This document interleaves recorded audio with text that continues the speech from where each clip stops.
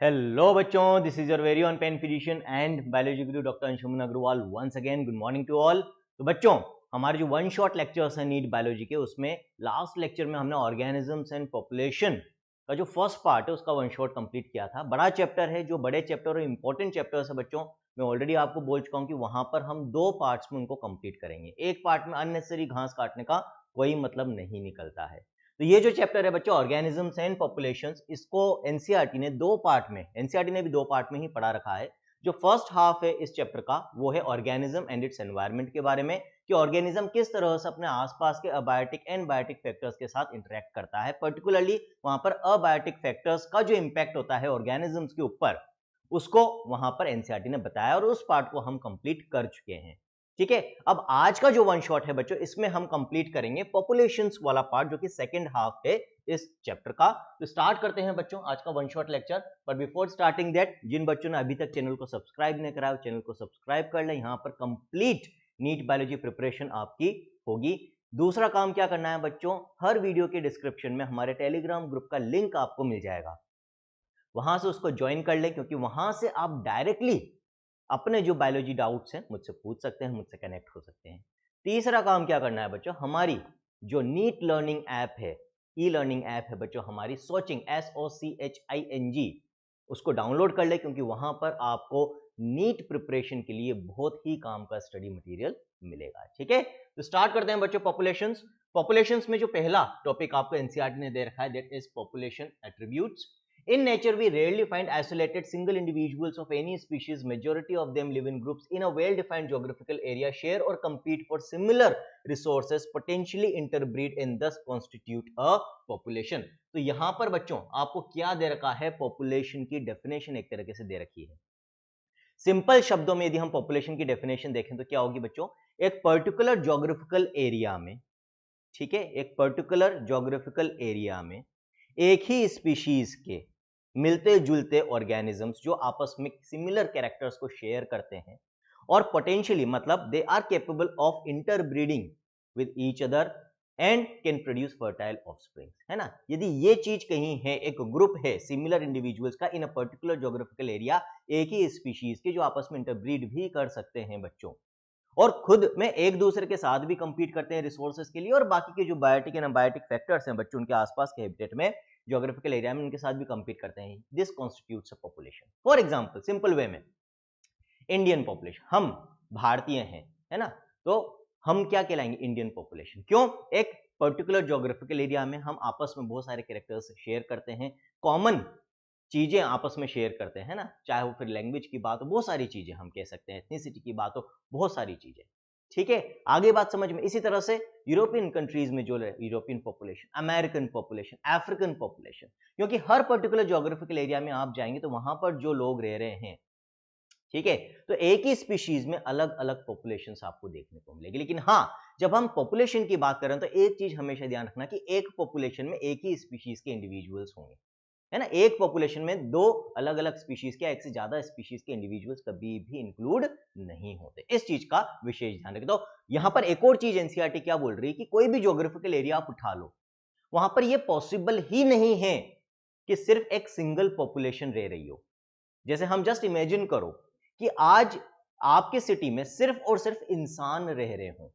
अब ध्यान रखना, जब हम एक पॉपुलेशन की बात कर रहे हैं कि बस एक ही पॉपुलेशन रह रही है, तो बाकी पॉपुलेशंस में फिर प्लांट पॉपुलेशन भी आ गई, एनिमल पॉपुलेशन भी आ गई बच्चों, माइक्रोबियल पॉपुलेशन भी आ गई। समझें, कहने का मतलब है कि यदि आपकी सिटी में सिर्फ आप हैं लिविंग ऑर्गेनिजम्स में और कोई लिविंग ऑर्गेनिज्म नहीं है, तब मैं बोलूंगा कि आप सिंगल पॉपुलेशन है। जनरली क्या होता है कि जब हम हमारी बात करते हैं तो हम सिर्फ एनिमल्स को कंसिडर करते हैं, लेकिन ऐसा नहीं है। मतलब आपके शहर में ना पेड़ है, ना पौधे हैं, ना दूसरा एनिमल्स है, ना माइक्रोब्स है, तो क्या आप सर्वाइव कर पाओगे? It is not possible. और यही यहाँ पर एनसीईआरटी ने बोला है कि कभी भी ये पॉसिबल नहीं है कि एक पर्टिकुलर हैबिटेट या ज्योग्राफिकल एरिया में एक सिंगल पॉपुलेशन हो, हमेशा उससे एक से ज्यादा ही पॉपुलेशन होगी। क्यों? क्योंकि खुद के सर्वाइवल के लिए हम डिपेंडेंट है फूड के लिए दूसरों के ऊपर, तो किसी ना किसी स्पीशीज पे हम फीड कर रहे हैं, फिर वो चाहे प्लांट फूड हो चाहे एनिमल फूड हो बच्चों। इसके अलावा भी हमें दूसरी पॉपुलेशंस हमारे सर्वाइवल के लिए चाहिए। एक दूसरे के सर्वाइवल के लिए पॉपुलेशंस बहुत इंपॉर्टेंट होती है, एक से ज्यादा पॉपुलेशंस का होना एक ही जगह पर। ठीक है, ये क्रक्स है यहां पर जो पॉपुलेशन एट्रीब्यूट्स में आपको बताया गया है एनसीईआरटी ने। Although the term interbreeding implies sexual reproduction, लेकिन बच्चों जब हम यहाँ पर बात करते हैं तो दोनों, हमने बोला ना कि दे कैन पोटेंशियली इंटरब्रीड, मतलब कुल मिला के यदि ऑफस्प्रिंग प्रोड्यूस कर सकते हैं आइदर असेक्सुअली और सेक्सुअली, तो हम कहेंगे कि वो एक पॉपुलेशन को बिलोंग करते हैं। A group of individuals resulting from even asexual reproduction is also generally considered a population for the purpose of ecological study. तो जब हम इकोलॉजी की बात करेंगे तो चाहे सेक्सुअल रिप्रोडक्शन से कोई पॉपुलेशन बन रही हो चाहे असेक्सुअल, दोनों ही पॉपुलेशन मानी जाएगी बच्चों। All the cormorants in a wetland, cormorants type of birds होते हैं बच्चों, rats in an abundant dwelling, teakwood trees in a forest tract, bacteria in a culture plate and lotus plants in a pond, ये सब किसके examples हैं? Populations के examples हैं बच्चों, ठीक है ना। In earlier chapters we have learn that although an individual organism is the one that has to cope with a changed environment, it is at the population level that natural selection operates to evolve the desired traits। बहुत important है बच्चों, है ना। यहां से question बन सकता है कि नेचुरल सिलेक्शन किस लेवल पे ऑपरेट होता है। इसी को घुमा फिराकर हम पूछे कि एवोल्यूशन की जो स्टडी हम करते हैं या एवोल्यूशनरी स्टडी जो हम करते हैं बच्चों, किस लेवल पे स्टडी की जाती है? At the level of population. Evolution में आपको डिटेल में पढ़ा चुका हूं बच्चों, बहुत अच्छे तरीके से पढ़ा चुका हूं, डिटेल्ड एंड कंसेप्चुअल, जो मेरे हाईली डिटेल्ड लेक्चर्स होते हैं उसमें एवोल्यूशन हम कवर कर चुके हैं। और वहां पर ये चीज हम डिस्कस करते हैं कि नेचुरल सिलेक्शन पॉपुलेशन के लेवल पे ऑपरेट करता है बच्चों, ना कि इंडिविजुअल्स के लेवल पे। ये चीज हमेशा याद रखना, बहुत इंपॉर्टेंट चीज है ना। इसको स्टार मार्क भी कर लेंगे क्योंकि यहां से क्वेश्चंस बनने की चांसेस ज्यादा है। आगे बढ़ते हैं बच्चों। Population ecology is therefore an important area because it links ecology to population genetics and evolution. कोई खास बात नहीं है इस लाइन में। A population has certain attributes whereas an individual organism does not. अब यहां पर क्या कह रहा है ये टॉपिक का नाम ही क्या है? Population attributes. तो पॉपुलेशन एट्रीब्यूट्स होते क्या हैं बच्चों? पॉपुलेशन एट्रीब्यूट्स हम कह सकते हैं कुछ क्वांटिटेटिव, है ना, वैल्यूज की हम बात कर सकते हैं, जैसे डेथ रेट हो गई, बर्थ रेट हो गई। देखो इंडिविजुअल का बर्थ हो सकता है, डेथ हो सकती है, लेकिन इंडिविजुअल के लिए हम death rate, birth rate words, terms या फिगर्स ये नहीं यूज कर सकते, एक जो वैल्यूज है नहीं यूज कर सकते। किस लेवल पे यूज होती है? पॉपुलेशन के लेवल पे। तो ये जो हम एक्सप्रेस करते हैं बच्चों वो सारी चीजों को, इवेंट्स को, है ना, इंडिविजुअल इवेंट्स को जब हम एक्सप्रेस करते हैं तो किस लेवल पे एक्सप्रेस करते हैं? पॉपुलेशन के लेवल पे। और यही क्या कहलाते हैं? पॉपुलेशन एट्रीब्यूट्स कहलाते हैं। फॉर एग्जांपल बर्थ रेट हो गई, डेथ रेट हो गई, these are examples of population attributes. और यहाँ पर एनसीईआरटी ने यही बोला है कि पॉपुलेशन के तो एट्रीब्यूट्स होते हैं लेकिन इंडिविजुअल ऑर्गेनिज्म के नहीं होते। एन इंडिविजुअल में है births and deaths but a population has birth rates and death rates, जो कि पॉपुलेशन एट्रीब्यूट्स हैं बच्चों। In a population these rates refer to per capita births and deaths per individual. हम इनको पर यूनिट एक्सप्रेस कर सकते हैं। अब वो चाहे पर सिंगल इंडिविजुअल हो, पर 100 इंडिविजुअल्स हो, पर 1000 इंडिविजुअल्स हो बच्चों, है ना। तो उसको हम कहते हैं कि हाँ एक पर्टिकुलर यूनिट के बेसिस पर हम इनको एक्सप्रेस करते हैं कि एक इंसान पर कितने बर्थ्स हो रहे हैं, 100 इंसानों पर कितने बर्थ्स हो रहे हैं, या 1000 पर 1000 इंडिविजुअल्स पे कितने बर्थ्स हो रहे हैं। That is per capita birth rate या डेथ रेट के फॉर्म में हम इन एट्रीब्यूट्स को एक्सप्रेस करते हैं। तो ये इंपॉर्टेंट है। तो in a population these rates, sorry, in a population these rates refer to per capita births and deaths. ये लाइन पे हाईलाइट कर लेंगे कि पॉपुलेशन के तो एट्रीब्यूट्स होते हैं लेकिन इंडिविजुअल ऑर्गेनिज्म के नहीं होते बच्चों। जो जो चीजें मैं हाईलाइट कर रहा हूं, इंपॉर्टेंट मार्क कर रहा हूं बच्चों, वो इंपॉर्टेंट है लास्ट मोमेंट रिवीजन के लिए, और यही इसीलिए यहाँ पर हाईलाइट और मार्किंग कर रहा हूं ताकि लास्ट मोमेंट पर आपको मदद मिल सके। तो आप भी साथ के साथ कर सकते हैं। The rates hence expressed are change in numbers with respect to members of the population। अब वो सिंगल मेंबर के रेस्पेक्ट में हो सकता है, 100 मेंबर्स के रेस्पेक्ट में भी हो सकता है, 1000 मेंबर्स के रेस्पेक्ट में भी हो सकता है। आपकी इच्छा, आप कितने किस लेवल पे उसको एक्सप्रेस कर रहे हो। परसेंट में कर रहे हो तो पर 100 हो जाएगा बच्चों, आप सिंगल इंडिविजुअल पे भी कर सकते हो। यहाँ पर एग्जाम्पल भी दे रखा है कि एक पॉन्ड में यदि 20 लोटस प्लांट थे last year and through reproduction 8 नए प्लांट पैदा हुए, अल्टीमेटली टोटल कितने हो गए? 28। तो वहां पर बर्थ रेट को आप कैसे एक्सप्रेस करोगे बच्चों? बर्थ रेट हमेशा ओरिजिनल जो पॉपुलेशन थी उसके नंबर पे एक्सप्रेस होती। तो ओरिजिनली कितने थे लास्ट ईयर? 20। एक साल में 8 बड़े हैं, तो एक साल में कितने लोटस प्लांट्स का प्रोडक्शन हो रहा है पर लोटस प्लांट? एक लोटस प्लांट कितने लोटस प्लांट्स को प्रोड्यूस कर रहा है? पर कैपिटा हम निकालें तो हम कैसे निकाल सकते हैं बच्चों? 8/20, यानी कि पर लोटस 0.4 ऑफस्प्रिंग प्रोड्यूस हो रही है। एक पे 0.4 हो रही है तो 20 पे 8 होगी बच्चों। टोटल मिला के अल्टीमेटली 28 हो गए। एक साल का टाइम पीरियड यहां पर अपन ने लिया है, ठीक है ना। तो ऑफस्प्रिंग पर लोटस पर ईयर, तो यहां पर यूनिट क्या हो गई फिर? यहां पर बर्थ रेट की 0.4 ऑफस्प्रिंग प्रोड्यूस हो रहे हैं एक लोटस के ऊपर पर लोटस एक साल के अंदर। 20 पे 8 हो जाएंगे बच्चों। आगे बात समझ में क्लियर है? तो इफ एक और एग्जांपल आपको दे रखा है, इफ 4 इंडिविजुअल्स, ये बर्थ रेट का हो गया, फिर एक एग्जांपल आपको डेथ रेट का दे रखा है बच्चों। If 4 individuals in a laboratory population of 40 fruit flies, 40 fruit flies थी एक लेबोरेटरी एक्सपेरिमेंट के अंदर हम यूज कर रहे थे, उसमें से 4 मर गई। मैंने क्या बोला? हमेशा ये रेट्स किस पर एक्सप्रेस होगी? ओरिजिनल पॉपुलेशन के ऊपर। ठीक है। तो डेथ रेट भी जो ओरिजिनल पॉपुलेशन थी उसके ऊपर एक्सप्रेस होगी बच्चों। अब हमें डेथ रेट निकालनी है। यहाँ पर जो टाइम पीरियड दे रखा है बच्चों वो 1 वीक का दे रखा है।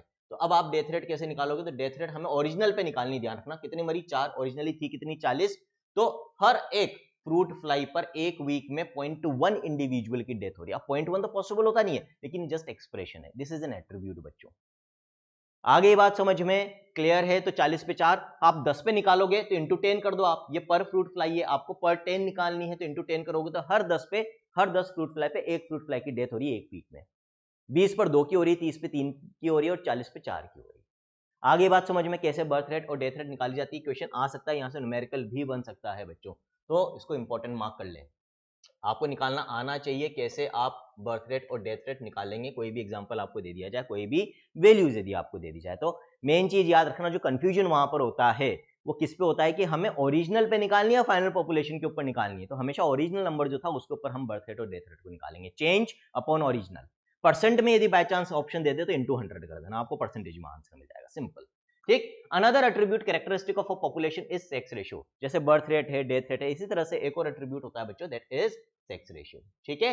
An individual is either a male or a female but a population has a sex ratio. मान लो 60% आर फीमेल्स, 40% मेल्स। हम बात करते हैं इंडियन पॉपुलेशन के लिए भी बात करते हैं बच्चों की, हमारे यहाँ जो sex ratio that is not favourable for females. Relatively females कम होती है इन कंपेरिजन टू मेल्स, है ना। और हमारी कोशिश है कि इसको फेवरेबल फॉर फीमेल्स या इक्वल बनाया जाए। A population at any given time is composed of individuals of different ages. If the age distribution percent individuals of a given age or age group is plotted for the population, यदि हम जो different age groups में individuals है, एक particular population, हम population के level पे बात कर रहे हैं अभी, उनको यदि plot करें तो यहाँ पर age pyramids बन जाते हैं बच्चों। ठीक है। जब भी हम population में different age groups को plot करते हैं बच्चों तो क्या बनता है? age pyramid बनता है। जनरली हम 3 ग्रुप लेते हैं बच्चों। प्री रिप्रोडक्टिव एज में जो जिनमें रिप्रोडक्टिव मैच्योरिटी नहीं आई है, फिर रिप्रोडक्टिव एज जो यूजुअली 15 से हम बोलते हैं 45-55 के बीच की होती है, that is the reproductive age, and post reproductive age बच्चों।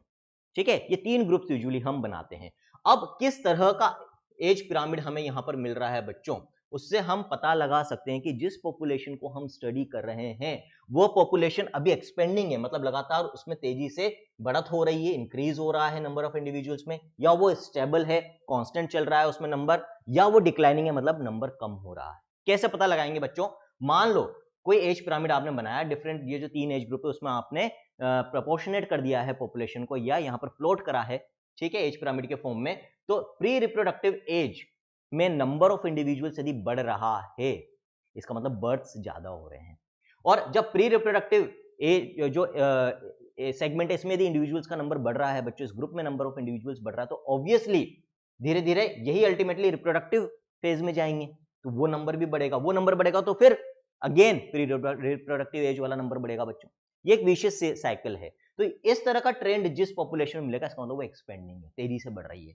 जबकि यदि प्री रिप्रोडक्टिव एज और रिप्रोडक्टिव एज में ऑलमोस्ट इक्वल है, इसका मतलब क्या? एक पे एक प्रोड्यूस, एक कपल पे एक प्रोड्यूस हो रहा है, ठीक है। आगे बात समझ में, या एक कपल पे 2 प्रोड्यूस हो रहे हैं, ऑलमोस्ट इक्वल नंबर चल रहा है। जितने रिप्रोडक्टिव एज में उतने प्री रिप्रोडक्टिव एज में पैदा हो रहे हैं, हम कह सकते हैं प्रोड्यूस हो रहे हैं, इंक्रीज हो रहे हैं या ऐड हो रहे हैं पॉपुलेशन में, तो ऑलमोस्ट स्टेबल पॉपुलेशन है। इसलिए तो हम कहते हैं हम दो हमारे दो वाला कंसेप्ट हम अपना रहे हैं ताकि स्टेबलाइजेशन कर सकें पॉपुलेशन को। डिक्लाइनिंग, जहां पर रिप्रोडक्टिव एज के कंपैरिजन में प्री रिप्रोडक्टिव एज में कम है, इसका मतलब जितने इंडिविजुअल्स पोटेंशियल रखते हैं रिप्रोडक्शन की, वो सब उस पोटेंशियल को यूज नहीं कर रहे, यानी कि प्री रिप्रोडक्टिव वाले ग्रुप के अंदर इंडिविजुअल्स कम ऐड हो रहे हैं बच्चों। धीरे धीरे ये पॉपुलेशन, इसका मतलब डिक्लाइनिंग फेज में जा रही, कम हो रही है, डिक्लाइनिंग पॉपुलेशन है। तो ये एज पिरामिड्स आपसे पूछे जा सकते हैं, यहां से क्वेश्चन आ सकता है। बहुत इजी है बच्चों, कंसेप्चुअली याद रखोगे तो आराम से बता सकते हो कौन सा एज पिरामिड किस तरह की पॉपुलेशन को डिनोट करता है।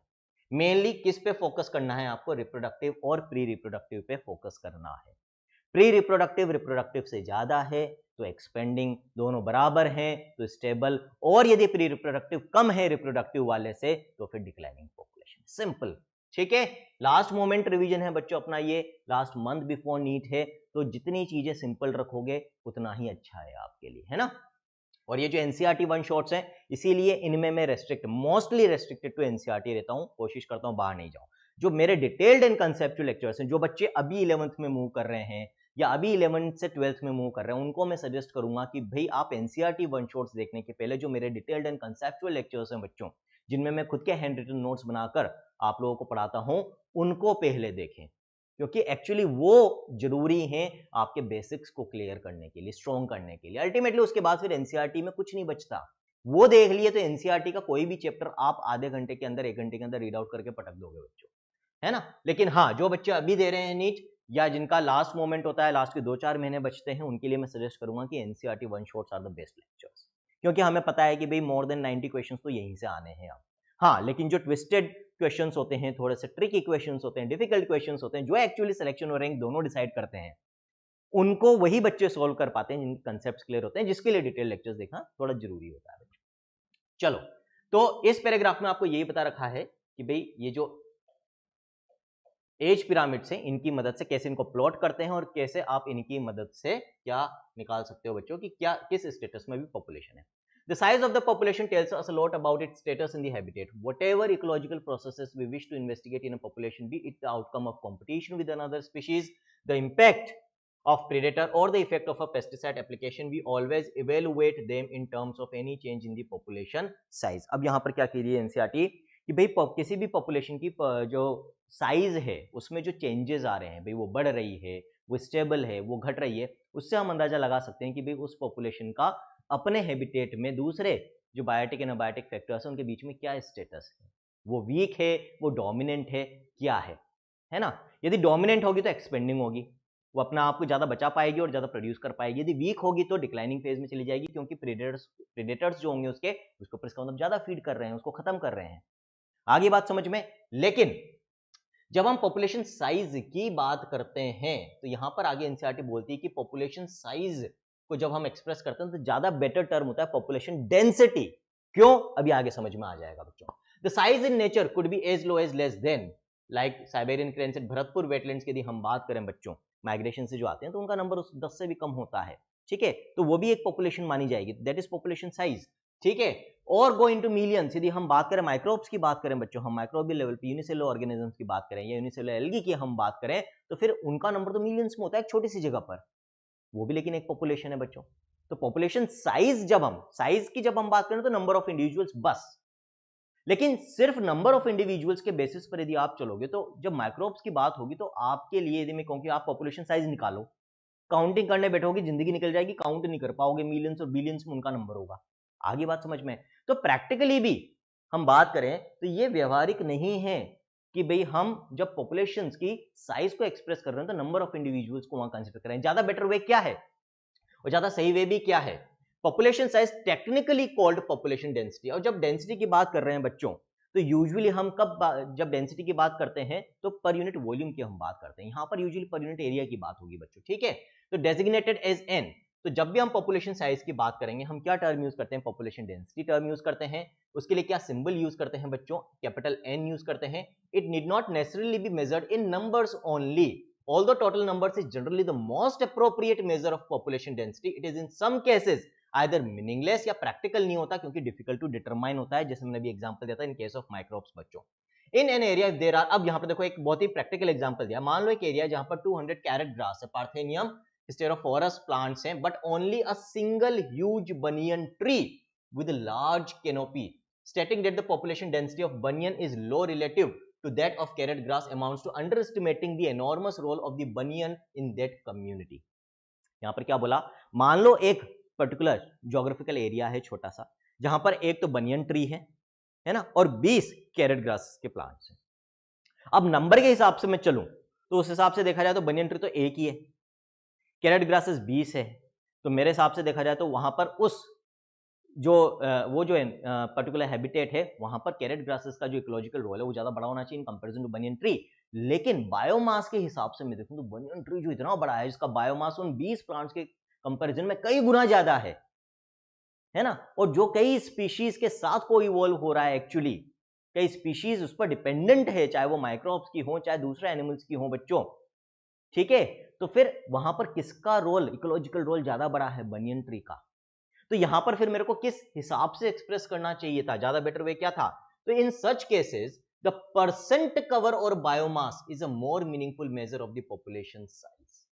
तो उस पर्टिकुलर इकोसिस्टम में हम कह सकते हैं या हैबिटेट में हम कह सकते हैं या ज्योग्राफिकल एरिया में जो बायोमास है, वो जो भी पर्टिकुलर हैबिटेट या इकोसिस्टम स्टडी कर रहे हैं बच्चों, उसमें उस पर्टिकुलर इंडिविजुअल या नंबर ऑफ इंडिविजुअल्स, यहां तो एक ही है बनियंट्री, ज्यादा भी हो सकते हैं इंडिविजुअल्स, जो टोटल बायोमास उस एरिया का है, टोटल बायोमास मतलब टोटल लिविंग मैटर जो इस एरिया का है, उसका कितना परसेंट बना रहा है वो।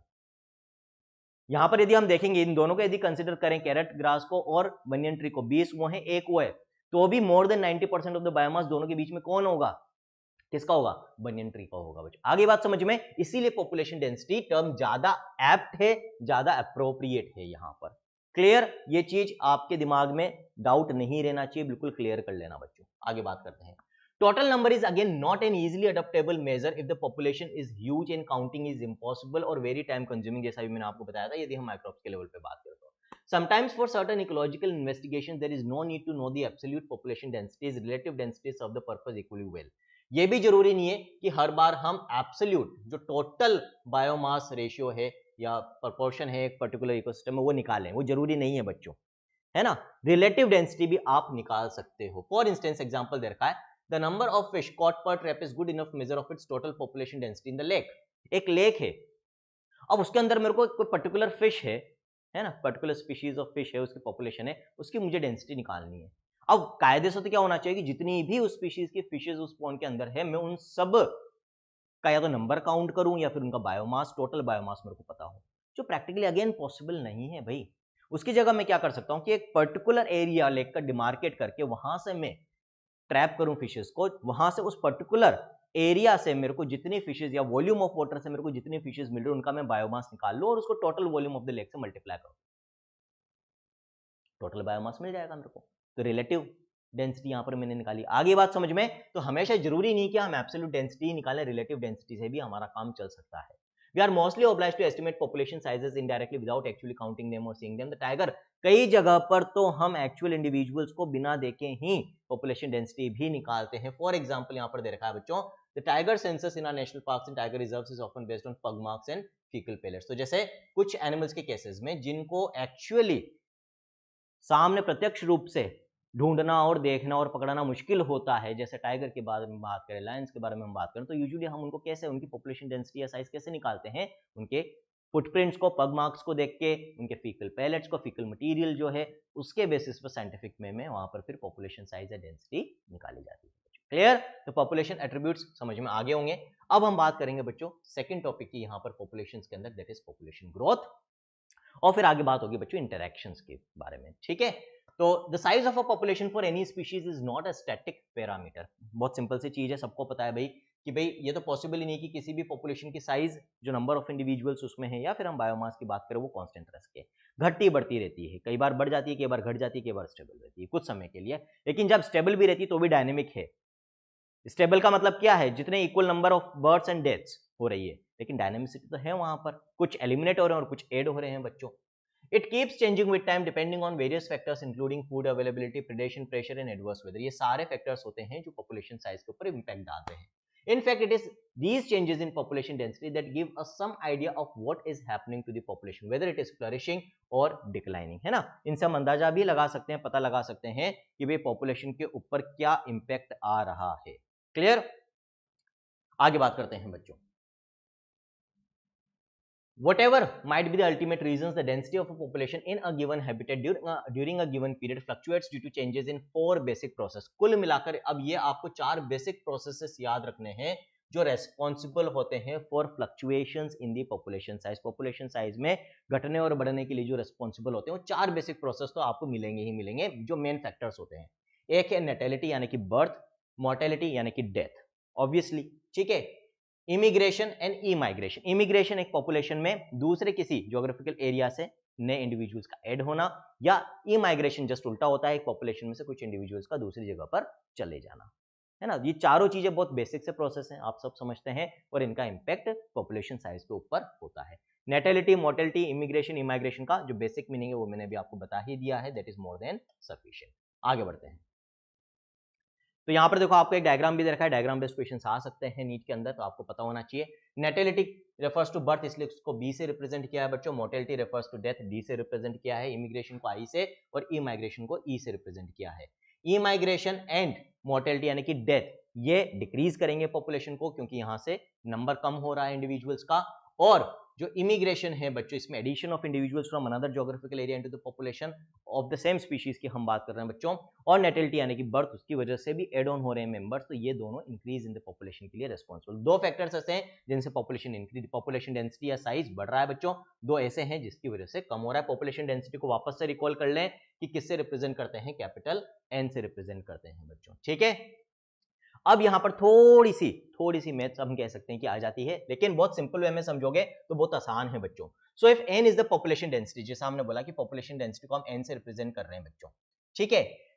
जो हम इनिशियल टाइम ले रहे हैं कि अभी मान लो टाइम t है, तो अब से t+1 टाइम पे कितनी पॉपुलेशन डेंसिटी होगी, कैसे निकालोगे भाई?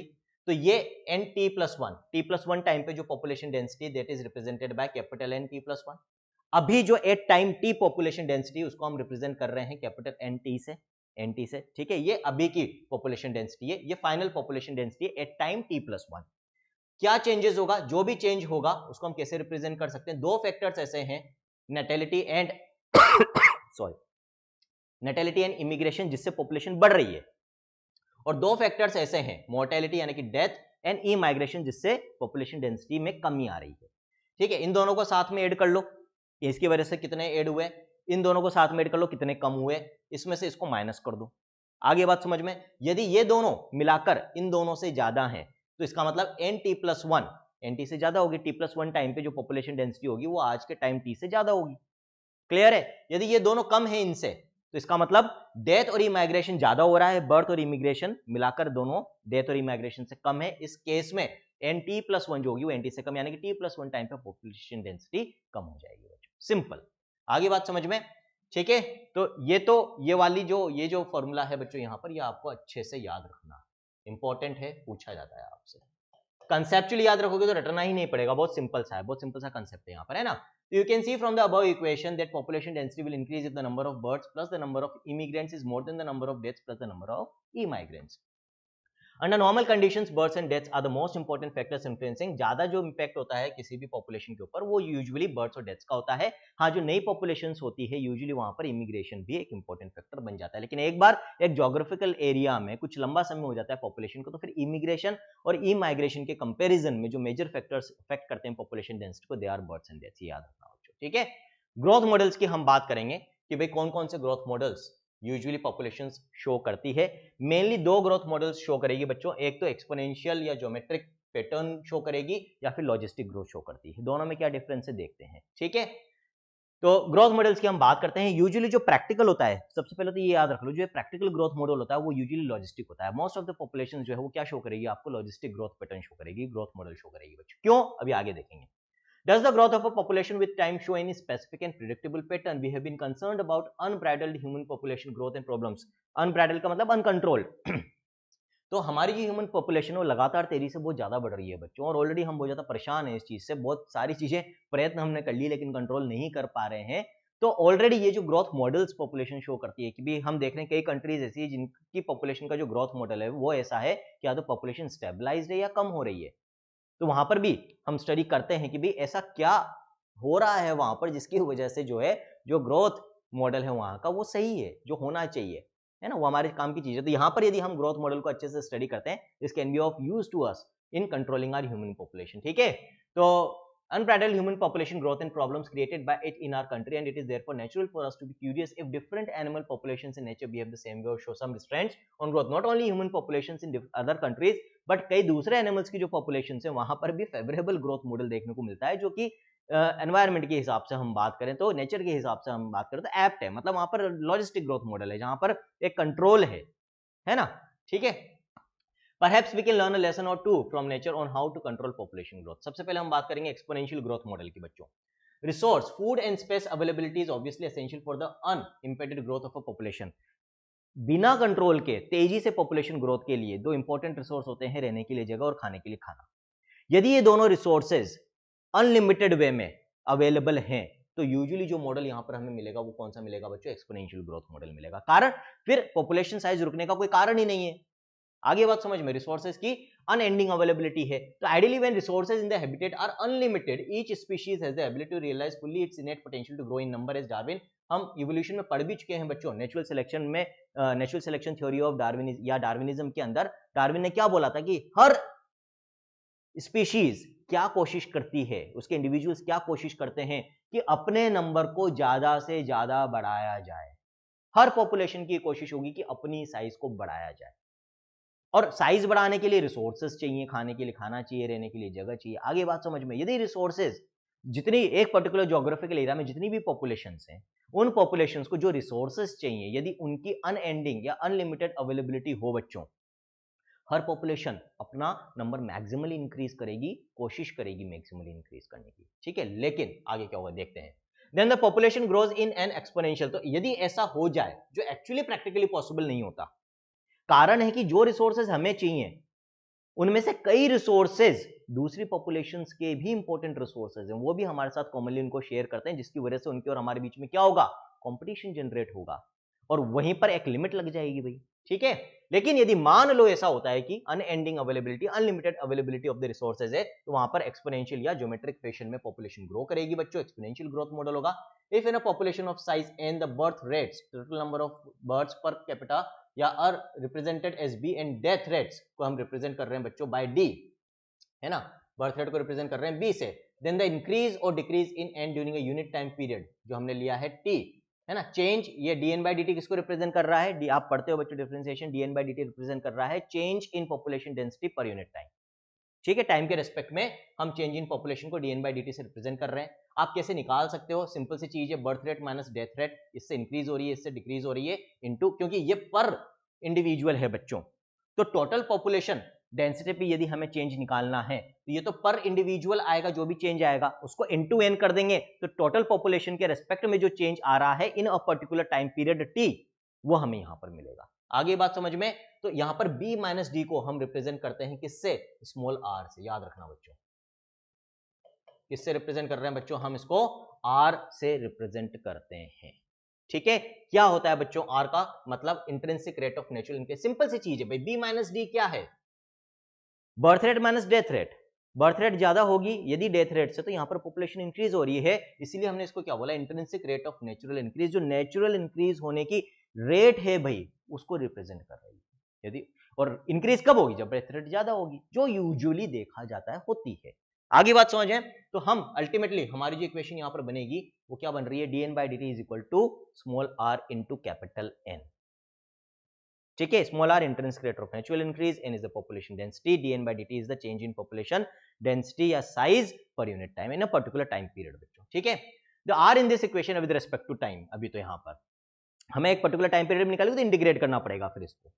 The R in this equation is called the intrinsic rate of natural increase and is a very important parameter chosen for assessing impacts or antibiotic or abiotic factor on population growth, ठीक है। तो यदि favourable pattern होगा, जो abiotic biotic factors के साथ एक favourable interaction है उस पर्टिकुलर पॉपुलेशन के लिए, तो बढ़ेगी, R पॉजिटिव में होगा, नहीं तो घटेगी।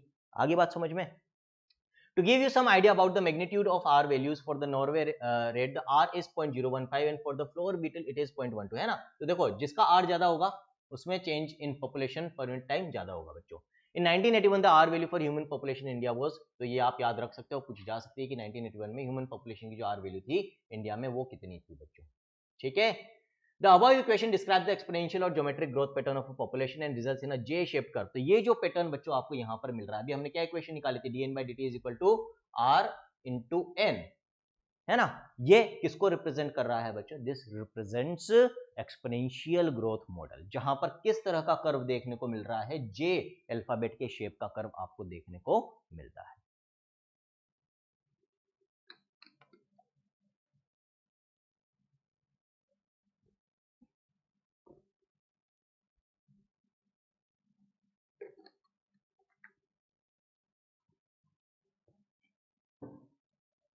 अब एक चीज जरूर याद रखना, मैं हर चैप्टर में जहां जहां भी ग्राफ्स आते हैं मैं आपको एक चीज बोलता हूं, आप ये कभी ध्यान नहीं देते हो कि एक्स एक्सिस पे क्या है, वाई एक्सिस पे क्या है ना। तो ये जे शेप कर्व कब मिलेगा, जब एक्स एक्सिस पे टाइम है और वाई एक्सिस पे पॉपुलेशन डेंसिटी। आपको पता ही नहीं होता कि किन पैरामीटर्स के बीच में हम प्लॉट कर रहे हैं कर्व को, तो ये चीज याद रखना बच्चों, ठीक है।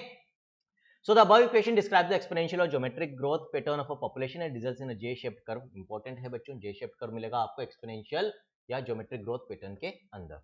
When we plot n in relation to time, है ना, किस किस के बीच में प्लॉट करा हमने कर्व, n और t के बीच में. If you are familiar with basic calculus, you can derive the integral. अब यदि हम इसको इंटीग्रेट करें तो इंटीग्रेट करने पर ये जो हमें यहाँ पर इक्वेशन है बच्चों, यदि हम इसको इंटीग्रेट करते हैं तो इंटीग्रेट करने पर जो हमें फाइनली इक्वेशन मिलेगी, दिस विल बी, है ना, टी टाइम पर पॉपुलेशन डेंसिटी इतनी, जो इनिशियल टाइम है एट प्रेजेंट टाइम या जीरो टाइम पर इतनी है बच्चों, ठीक है, basic log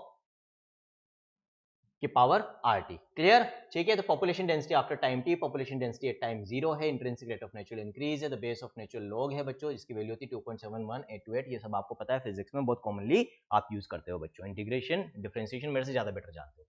Any species growing exponentially under unlimited resource conditions can reach enormous population densities in a short time. Darwin showed how even a slow-growing animal like elephant could reach enormous numbers in the absence of checks. The following is an anecdote popularly narrated to demonstrate dramatically how fast a huge population could build up when growing exponentially. यहाँ पर एक example आपको दे रखा है कि exponential growth की मदद से कितनी तेजी से पॉपुलेशन ग्रो कर सकती है। यहाँ पर क्या एग्जाम्पल आपको दिया है, क्या कहानी आपको बताइए कि एक राजा और मंत्री शतरंज खेल रहे थे, चेस खेल रहे थे, ठीक है, और राजा बहुत ओवर कॉन्फिडेंट था कि वो जीत जाएगा, इसलिए वो मंत्री से शर्त लगाता है कि भाई यदि तुम जीत जाओगे तो तुम जो कहोगे मैं तुम्हें देने को तैयार। तो मंत्री बहुत समझदार था, वो ये कहता है कि यदि मैं जीत जाऊं तो आपको क्या करना है कि भाई शतरंज जो होता है उस पर 64 जो है वो स्क्वायर्स होते हैं बच्चों। तो उसने ये कहा कि यदि मैं बाई चांस जीत जाता हूं राजा जी, तो आप ऐसा करना कि भाई मेरे को पहले स्क्वायर पर एक गेहूं का दाना, दूसरे पर उसका जस्ट डबल 2, तीसरे पे उसका जस्ट डबल 4, चौथे पे उसका जस्ट डबल 8, उससे फिर डबल, इस तरह से देते जाना, वही अगेन, ठीक है। आगे बात समझ में, exponentially.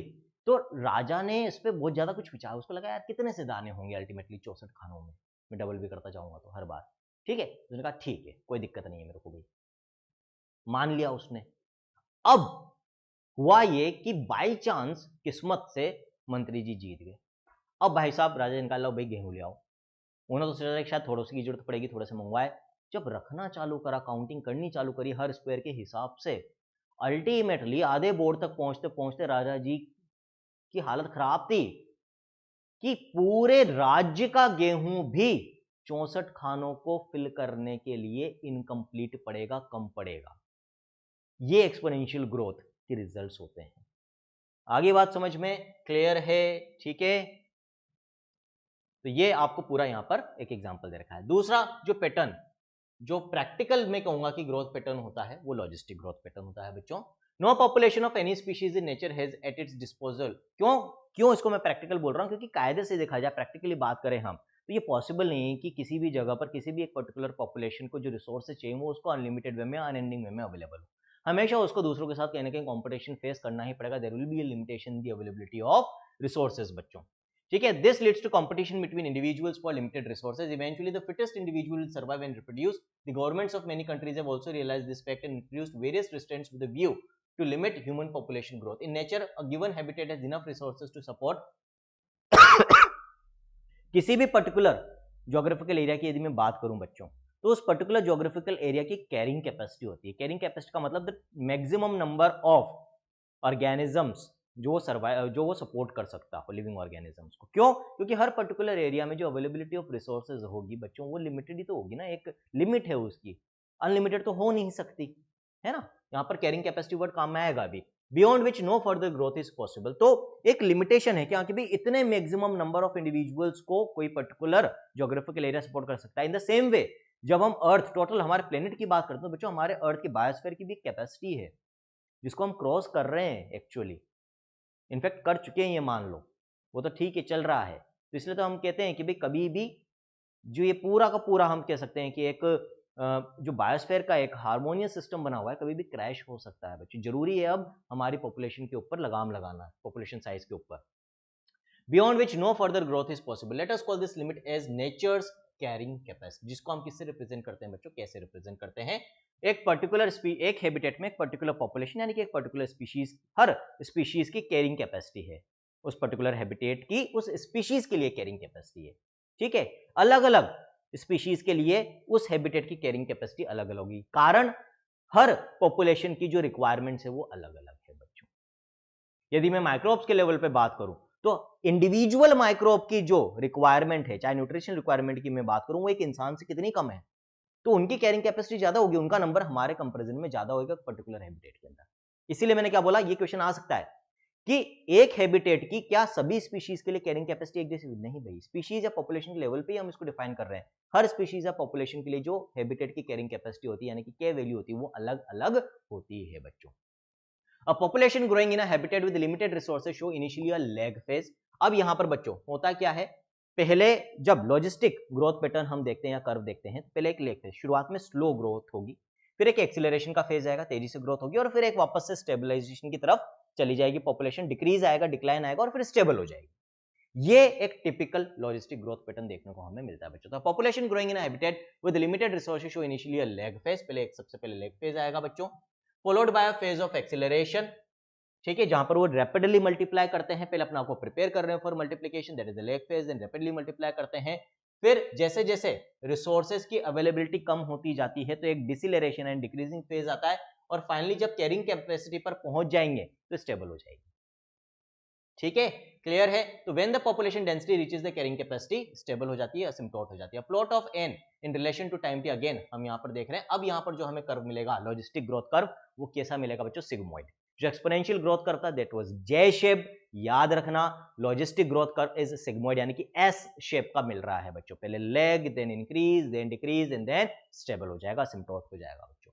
This type of population growth is called Verhulst Pearl logistic growth, भी इसको कर्व भी कहते हैं बच्चों, याद रखना, पूछा जा सकता है, बीपीएलजी आप याद रखते हैं, and is described by the following equation. Again change in the population density with respect to time, हम यहां पर बात कर रहे हैं आरएन, जो ऑलरेडी वहां पर अपन ने अभी पढ़ा था, बस एक्सपोनेंशियल ग्रोथ इक्वेशन जो थी बच्चों, उसमें आपको क्या ऐड करना है, यहाँ पर carrying capacity minus N, that is the original population size upon या डेंसिटी अपॉन के।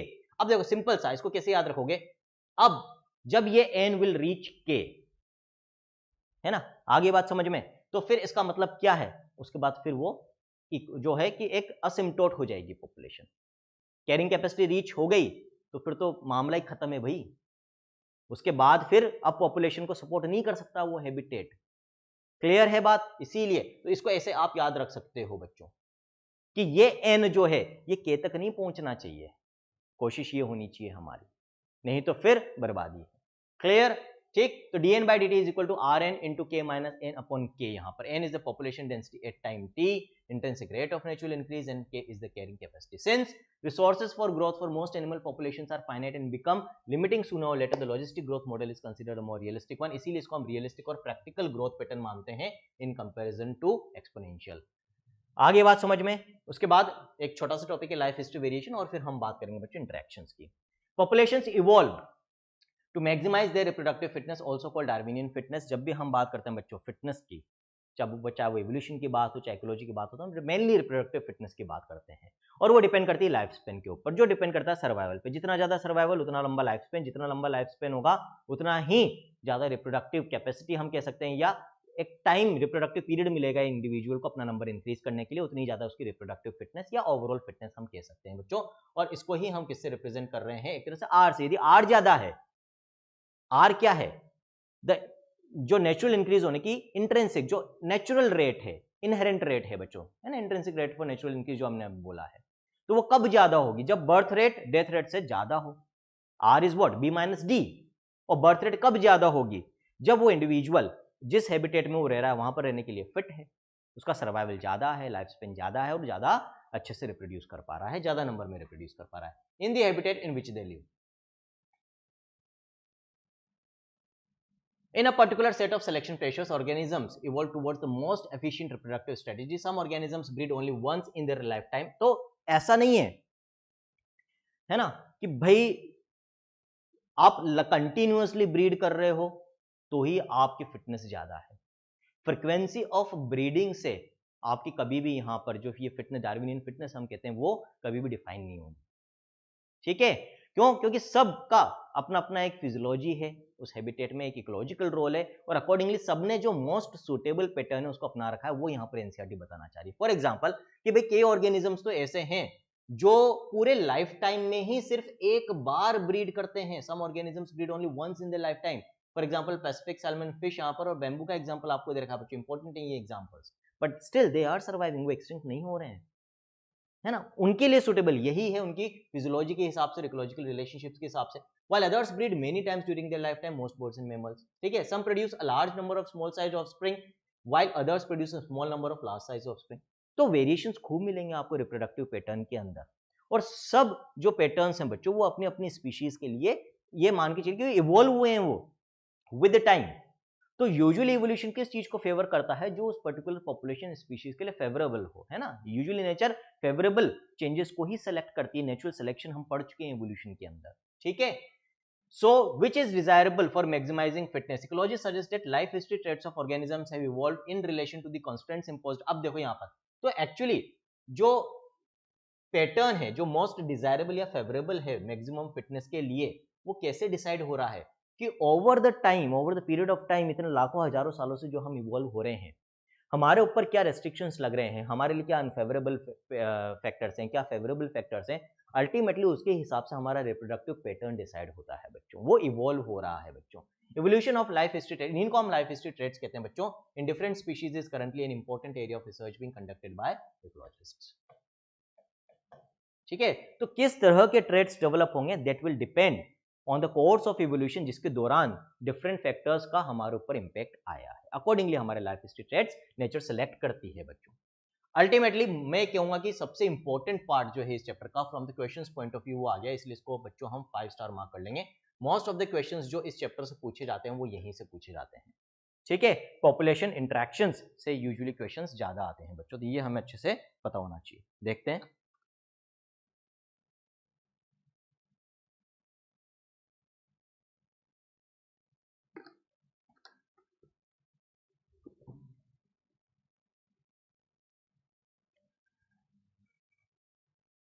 Can you think of any natural habitat on earth that is inhabited just by a single species? Possible ही नहीं है, ऐसी कोई जगह, मैंने शुरुआत में किया था, ऐसी कोई जगह नहीं जहां पर एक सिंगल स्पीशीज अकेली रह सके, है ना? कोई दूसरी स्पीशीज हो ही नहीं।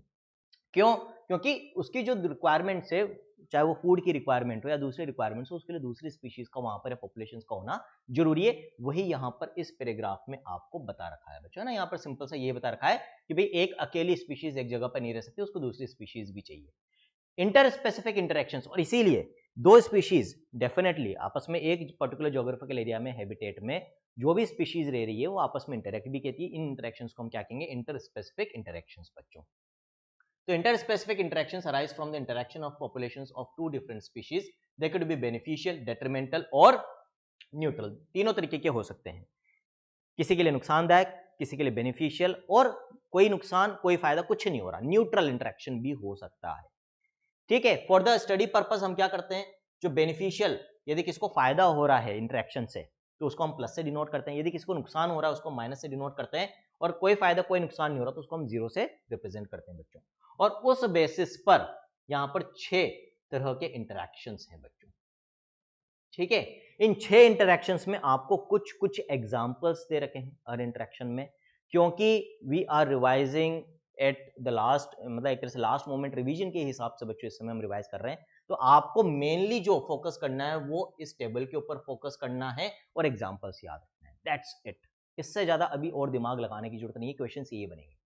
एक तो क्या इंटरेक्शन है, किसको फायदा किसको नुकसान होता है, किस इंटरेक्शन में प्लस माइनस है, माइनस माइनस है, प्लस प्लस है ना? इस तरह से, या हर इंटरेक्शन के जो एग्जांपल्स आपको एनसीईआरटी ने दे रखे हैं वो आपको पता होना चाहिए। इनको हम एक बार अच्छे से रिवाइज करेंगे ताकि हमारे क्वेश्चंस निकल जाएं। सबसे पहले हम बात करेंगे बच्चों म्यूचुअलिज्म का, म्यूचुअलिज्म के बारे में। म्यूचुअलिज्म सिंपल, दोनों को फायदा हो रहा है एक दूसरे से, ठीक है? सिंपल वे में इसको हम सिम्बायोटिक रिलेशनशिप भी कह सकते हैं बच्चों, that is mutualism. Plus plus relationship होती है ना? अभी अपन एग्जांपल्स एक साथ देख लेंगे सबके, ठीक है? फिर कंपटीशन, दोनों को ही एक्चुअली नुकसान होगा भाई यहां पर।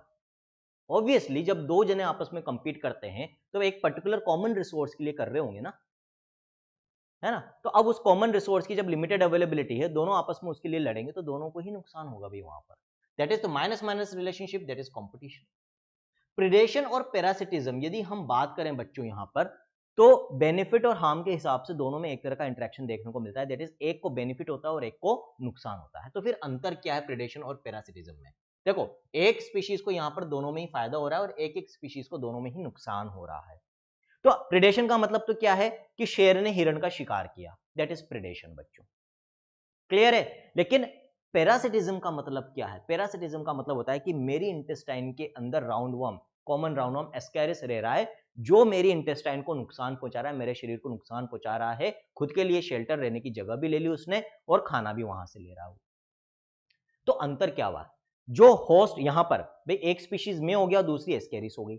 इस रिलेशनशिप में एस्केरिस मुझे नुकसान तो पहुंचा रहा है, लेकिन साथ के साथ वो या तो जो पैरासाइट होता है, या तो जिसको वो नुकसान पहुंचा रहा है उसको हम कहते हैं होस्ट बच्चों। तो पैरासिटिक रिलेशनशिप क्या, पैरासिटिज्म वाली रिलेशनशिप में इंटरेक्शन में होता क्या है बच्चों? जो होस्ट है, जिसके ऊपर वो जो पैरासाइट है जिससे फायदा ले रहा है बच्चों, वो होस्ट कहलाएगा, जो फायदा ले रहा है वो पैरासाइट कहलाएगा। वो या तो उसकी बॉडी के अंदर रहता है, उस केस में उसको हम एंडोपैरासाइट बोलते हैं, या बॉडी के सरफेस पे रहता है, उसको हम एक्टोपैरासाइट बोलते हैं बच्चों। आगे बात समझ में क्लियर है? जैसे कई अर्थ्रोपोड, छोटे अर्थ्रोपोड्स ऐसे होते हैं बच्चों जो फिशेस के ऊपर एक्टोपैरासाइट्स होते हैं, ठीक है, क्लियर। वैसे अब कॉमन एक्टोपैरासाइट्स की हम बात करें बच्चों, तो लाइसिस की हम बात कर सकते हैं, लाइस की हम बात कर सकते हैं, टिक्स ऑन डॉग्स की हम बात कर सकते हैं, ये सब पैरासाइट्स हैं, ये एक्टोपैरासाइट्स हैं, बॉडी के सरफेस पे रह रहे हैं बच्चों। आगे बात समझ में क्लियर है? ठीक है। लेकिन प्रिडेशन में जो प्रिडेटर है वो शिकारी, जो शिकार है दैट इज प्रे। तो प्रिडेटर कभी भी जो प्रे है जिसके ऊपर जिसको नुकसान पहुंचा रहा है, उसकी बॉडी के अंदर या बाहर शेल्टर नहीं लेगा, पॉसिबल नहीं है। ये डिफरेंस है प्रिडेशन और पैरासिटिज्म के अंदर। दोनों में एक को फायदा एक को नुकसान। पैरासिटिज्म में लेकिन नुकसान के साथ साथ शेल्टर, जिस स्पीशीज को नुकसान हो रहा है उसी से डिराइव कर रहा है, वहीं पर शेल्टर भी होता है पैरासाइट। ये याद रखना। एग्जांपल्स अभी और आगे देख लेंगे बच्चों हम।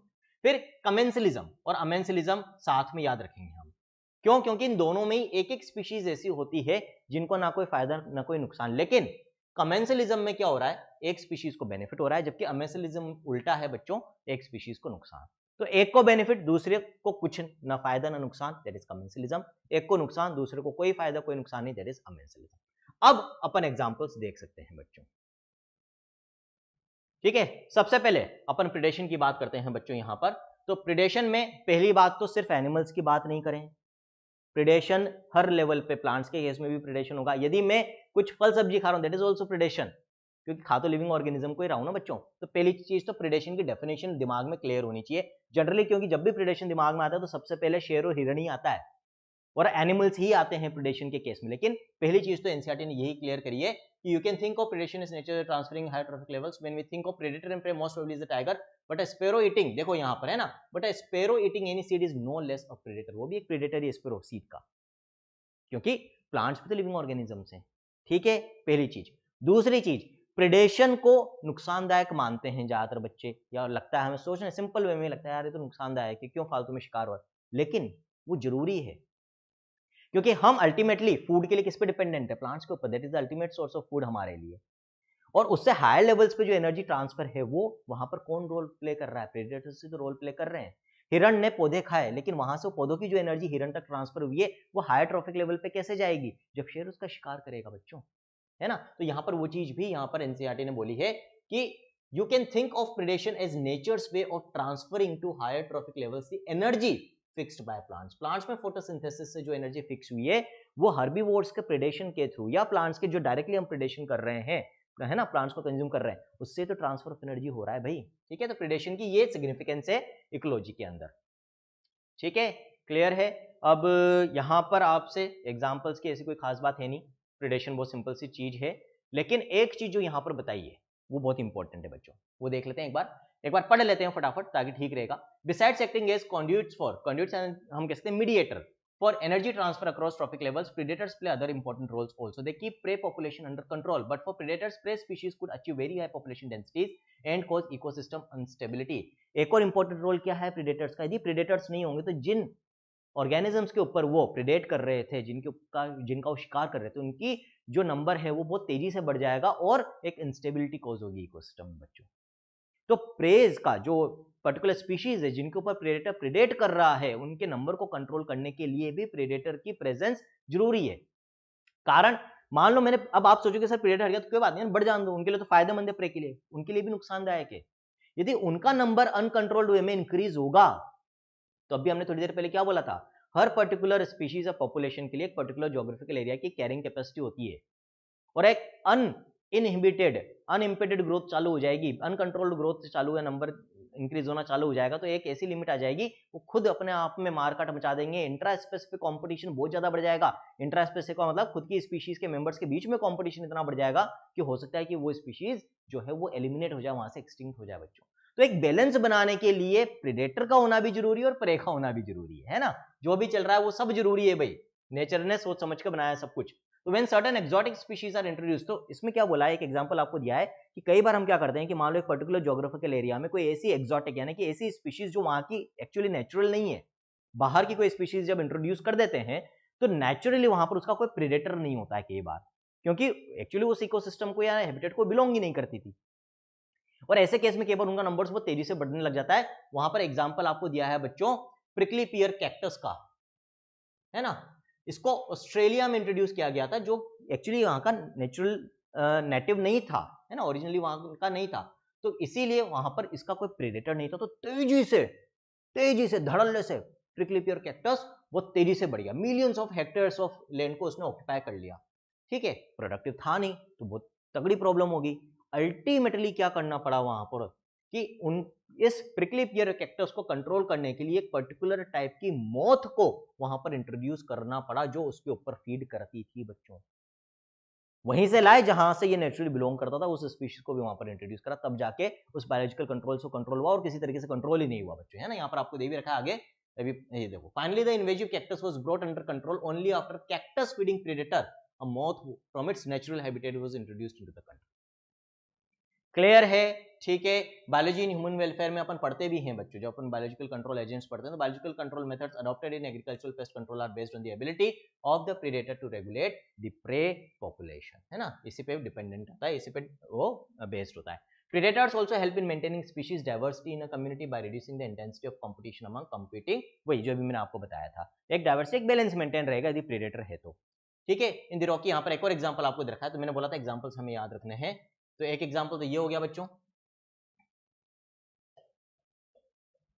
है ना, कैसे प्रेडेटर चेक करते हैं प्रे पॉपुलेशन को, एक डाइवर्सिटी कैसे मेंटेन करके रखते हैं, उसका एक एग्जांपल दे रखा है। In the rocky intertidal communities of the American Pacific coast, the starfish Picester is an important predator. In a field experiment when all the, एक जगह से हमने सिंपल याद रखो, है ना, जगह वगह ज्यादा याद रखने की जरूरत नहीं होती, मेन तो आपको ऑर्गेनिजम्स याद रखने। स्टारफिश पाइसेस्टर के बारे में यहाँ पर बताया, अमेरिकन पैसिफिक कोस्ट की हम यहाँ पर बात कर रहे हैं बच्चों। ये यहाँ पर प्रेडेटर थी इंपॉर्टेंट, किसके ऊपर, बहुत सारे छोटे जो हम कह सकते हैं आर्थ्रोपोड्स वगैरह के ऊपर ये प्रेडेटर थी। ठीक, फिर अल्टीमेटली क्या हुआ, जब इसको हटा दिया गया, more than 10 species of invertebrates became extinct within a year because of interspecific competition. कई छोटे इनवर्टिब्रेट स्पीशीज के ऊपर ही फीड करती थी, जिसकी वजह से उनका नंबर कंट्रोल था और उनमें आपस में रिसोर्सेज के लिए जो कंपटीशन था वो लिमिटेड था, इंटरस्पेसिफिक कंपटीशन। जैसे इसको हटाया तो सबका नंबर तेजी से बढ़ने लग गया, सब आपस में कंपीट करने लग गए रिसोर्सेज के लिए, अल्टीमेटली सब एलिमिनेट हो गए, एक्सटिंक्ट हो गए भाई। तो प्रेज जो प्रे स्पीशीज है, जो प्रे पॉपुलेशन से, उनकी डाइवर्सिटी को मेंटेन करके रखने के लिए, उनके एग्जिस्टेंस को मेंटेन करके रखने के लिए, उनके नंबर को कंट्रोल करके रखने के लिए, और लोअर ट्रॉफिक लेवल से हायर ट्रॉफिक लेवल पे एनर्जी ट्रांसफर के लिए प्रेडेटर्स का होना बहुत बहुत बहुत है। This is the significance of predation relationship बच्चों, है ना। ठीक है, फिर यहां पर आपको एक और चीज बता रखी, if a predator is too efficient and over exploit its prey, मान लो प्रेडेटर बहुत ही ज्यादा ओवर एफिशिएंट है प्रेडेट करने में, तो अल्टीमेटली क्या होगा, प्रे पॉपुलेशन बहुत जल्दी खत्म कर देगा वो, तो फिर अगेन खुद का ही खाना खत्म कर देगा जल्दी से, तो खुद भी सर्वाइव नहीं कर पाएगा। यहां पर एक और एस्पेक्ट है प्रेडेशन का, तो यहां पर क्या बताया है, एक वर्ड यूज करा है कि जो प्रेडेटर्स हैं धीरे धीरे इनमें क्या इवोल्यूशन हुआ है, दे आर प्रूडेंट। प्रूडेंट का मतलब दे आर मतलब अलर्ट हैं, सतर्क हैं, कि भाई मेरे को एक लिमिट में ही प्रेडेशन करना है। शेर ऐसा नहीं करता कि एक दिन में सारे हिरणों का शिकार कर ले, कर सकता है वो चाहे तो कर सकता है, लेकिन क्यों नहीं करता, क्योंकि उसको पता है अरे मैंने एक दिन में सारे मार दिए तो फिर कल क्या खाऊंगा भाई, ये तो एक समय के बाद सड़ जाएंगे, खत्म हो जाएंगे, फिर उसके बाद यदि हिरण ही नहीं बचेंगे तो मैं किस पे फीड करूंगा, मैं सारे जानवरों को खा जाऊंगा एक साथ, या एक साथ सबको मार दूंगा, तो फिर अल्टीमेटली मैं फीड करूंगा किस पे। तो ये जो एक प्रूडेंस डेवलप हुई है बच्चों प्रेडेटर्स के अंदर, ये भी एक नेचुरल सिलेक्शन ही है। एक लिमिट में ही वो प्रिडेशन करते हैं ताकि प्रे पॉपुलेशन भी साथ के साथ कोएग्जिस्ट करती रहे, उनका नंबर भी मेंटेन रहे, उनको भी खाना मिलता रहे, दोनों का सर्वाइवल मेंटेन रहे बच्चों। ठीक है, फिर प्रेज अपने आप को बचाने के लिए कई मैकेनिज्म्स इवॉल्व हो चुके हैं प्रेज के पास बच्चों। For example camouflage in some insects and frogs, है ना, वो अपना जो बैकग्राउंड होता है उसके साथ अपनी बॉडी कलर को मैच कर लेते हैं। ठीक है, कुछ यहाँ पर एग्जांपल दे रखे हैं कि कुछ ऐसे होते हैं, चाहे प्लांट्स के केस में हम बात करें, कुछ ऑर्गेनिक एनिमल्स के बारे में भी हम बात करें, तो पॉइजनस केमिकल्स उनके अंदर होते हैं, तो जब भी प्रेडेटर उनको फीड करता है तो उसको नुकसान होता है या मर जाता है, जिसके कारण से फिर अगली बार उसके ऊपर फीड नहीं करता। यहाँ पर आपको कुछ एग्जांपल्स दे रखे हैं बच्चों, जैसे डिस्टेस्टफुल होती है मोनार्क बटरफ्लाई बच्चों, है ना, मोनार्क बटरफ्लाई बहुत ही गंदी टेस्ट वाली बटरफ्लाई होती है। अब इसमें क्या होता है कि जब बर्ड्स इसके ऊपर फीड करते हैं तो इसके बॉडी में एक केमिकल होता है जिसकी वजह से इसका इतना खराब टेस्ट होता है। ये केमिकल कैसे आता है इसके पास, जो कैटरपिलर स्टेज होती है बच्चों, जब वो एक पॉइजनस वीड के ऊपर, स्पेसिफिक वीड के ऊपर फीड करता है, तब ये केमिकल उसकी बॉडी के अंदर आता है, जिसकी वजह से ये डिस्टेस्टनेस डेवलप होती है, जिसकी वजह से ये अपना प्रोटेक्शन कर पाती है। Then for plants, herbivores are the predators. Nearly 25% of all insects are known to be phytophagous, यानी कि प्लांट सेप या अदर पार्ट्स ऑफ प्लांट्स के ऊपर फीड करते हैं। ये फैक्ट अपने को पता होना चाहिए पहली चीज तो, है ना, कि जितने भी इंसेक्ट्स हैं उनमें से 25% सिर्फ और सिर्फ प्लांट्स के ऊपर फीड करते हैं। The problem is particularly severe for plants because unlike plants भाग नहीं सकते भाई अपने प्रीडेटर से, ये एक नुकसान होता है उनके पास, लेकिन फिर भी वो कुछ मॉर्फोलॉजिकल एंड केमिकल डिफरेंसेस को डेवलप करते हैं, जैसा मैंने बोला था, या तो पॉइजनस केमिकल्स होते हैं, हार्मफुल केमिकल्स उनके अंदर होते हैं, या मॉर्फोलॉजिकल फीचर्स लाइक हम कह सकते हैं थॉर्न्स, है ना, कैजिया के अंदर, कैक्टस के अंदर ये अपने में एक प्रोटेक्टिव फीचर है बच्चों। फिर कई जो केमिकल्स होते हैं बच्चों, जैसे कैलोट्रोपिस का यहाँ पर आपको एग्जांपल दे रखा है, वीट कैलोट्रोपिस का एग्जांपल दे रखा है बच्चों, इसके ऊपर आप देखेंगे ये खेतों में बहुत नेचुरली अपने मिल जाएगी, लेकिन आप जब ध्यान से देखेंगे तो जितने भी कैटल होती है इसके ऊपर फीड नहीं करती, कारण इसके अंदर एक पॉइजनस कार्डियक ग्लाइकोसाइड केमिकल होता है जो हमारी कार्डियक सिस्टम या कार्डियोवास्कुलर सिस्टम सीवीएस के लिए नुकसानदायक होता है बच्चों, मर भी सकते हैं हम, है ना, ठीक है, कार्डियक अरेस्ट भी हो सकता है। तो इस कारण से इसके ऊपर कैटल या गोट्स जो है वो ग्रेज नहीं करती है बच्चों। इसी तरह से बहुत सारे जो हम ड्रग्स के फॉर्म में, मेडिसिन के फॉर्म में यूज करते हैं बच्चों, chemicals from plants like nicotine हो गया, कैफीन हो गया बच्चों, क्विनीन हो गया, स्ट्रिक्निन हो गया, ओपियम प्लांट से मिलता है, पॉपी प्लांट से, पेपेवर सोम्निफेरम से, ये एक्चुअली हम मेडिसिन के फॉर्म में यूज कर रहे हैं, लेकिन वास्तव में नेचर ने ये केमिकल्स इन प्लांट्स को दिए क्यों हैं, इनके प्रोटेक्शन के लिए दिए हैं बच्चों, है ना, ये चीज भी अपने को याद होनी चाहिए। ठीक है, पहले इंटरेक्शन की बात होगी प्रेडेशन की, अब हम बात करेंगे कंपटीशन, जिसमें दोनों को नुकसान होता है बच्चों। When Darwin spoke of the struggle for existence and survival of the fittest in nature, he was convinced that interspecific competition is a potent force in organic evolution। ये पूछा जाता है ना, एवोल्यूशन के केस में अलग अलग स्पीशीज के बीच में सर्वाइवल के लिए जो कंपटीशन हो रहा है, रिसोर्सेज के लिए जो कंपटीशन हो रहा है, वो एवोल्यूशन में, नेचुरल सिलेक्शन में बहुत ही इंपॉर्टेंट फैक्टर रोल प्ले करता है बच्चों ऑर्गेनिक एवोल्यूशन में। It is generally believe that competition occurs when closely related species compete for the same resources that are limiting, but this is not entirely true। हमें ऐसा लगता है कि भाई जिनकी नीड एक जैसी होगी उनके बीच में कंपटीशन ज्यादा होगा, मतलब जो एक ही स्पीशीज के मेंबर्स होंगे या क्लोजली रिलेटेड स्पीशीज के मेंबर्स होंगे उनके बीच में ही हमेशा कंपटीशन होगा, लेकिन ऐसा नहीं है ना, यहाँ पर एनसीईआरटी कहना चाहिए अनरिलेटेड स्पीशीज के बीच में भी कंपटीशन होता है। क्यों? क्योंकि उनके भी रिसोर्सेज सेम हो सकते हैं। For instance in some shallow, यहाँ पर एग्जांपल दे रखा है, for instance in some shallow South American lakes visiting flamingos and resident fishes compete for their common food the zooplankton in the lake. अब दोनों अनरिलेटेड है ना, ये तो माइग्रेंट्स हैं फ्लेमिंगोज, यहाँ पर साउथ अमेरिकन लेक्स की हम बात कर रहे हैं बच्चों, और वहाँ की जो नेटिव फिशेज है वहीं पर रहने वाली फिशेज हैं, दोनों अनरिलेटेड स्पीशीज है, लेकिन दोनों का कॉमन फूड क्या है, zooplankton, जिसके लिए वो आपस में compete करते हैं। तो ये चीज याद रखना है, ये पूरा जो पैराग्राफ है ये हमें याद रखना है, फैक्ट जो यहाँ पर दे रखा है, कंसेप्ट आपको दे रखा है, ये याद रखना है आपको, कि ऐसा नहीं है कि सिर्फ क्लोजली रिलेटेड या एक ही स्पीशीज के मेंबर्स में जो नीड फॉर द रिसोर्सेज होगी वो सेम हो, अनरिलेटेड स्पीशीज में भी जो रिसोर्सेज की नीड है वो सेम हो सकती है, उनके बीच में भी फिर कंपटीशन ऑब्वियस है बच्चों, ठीक है।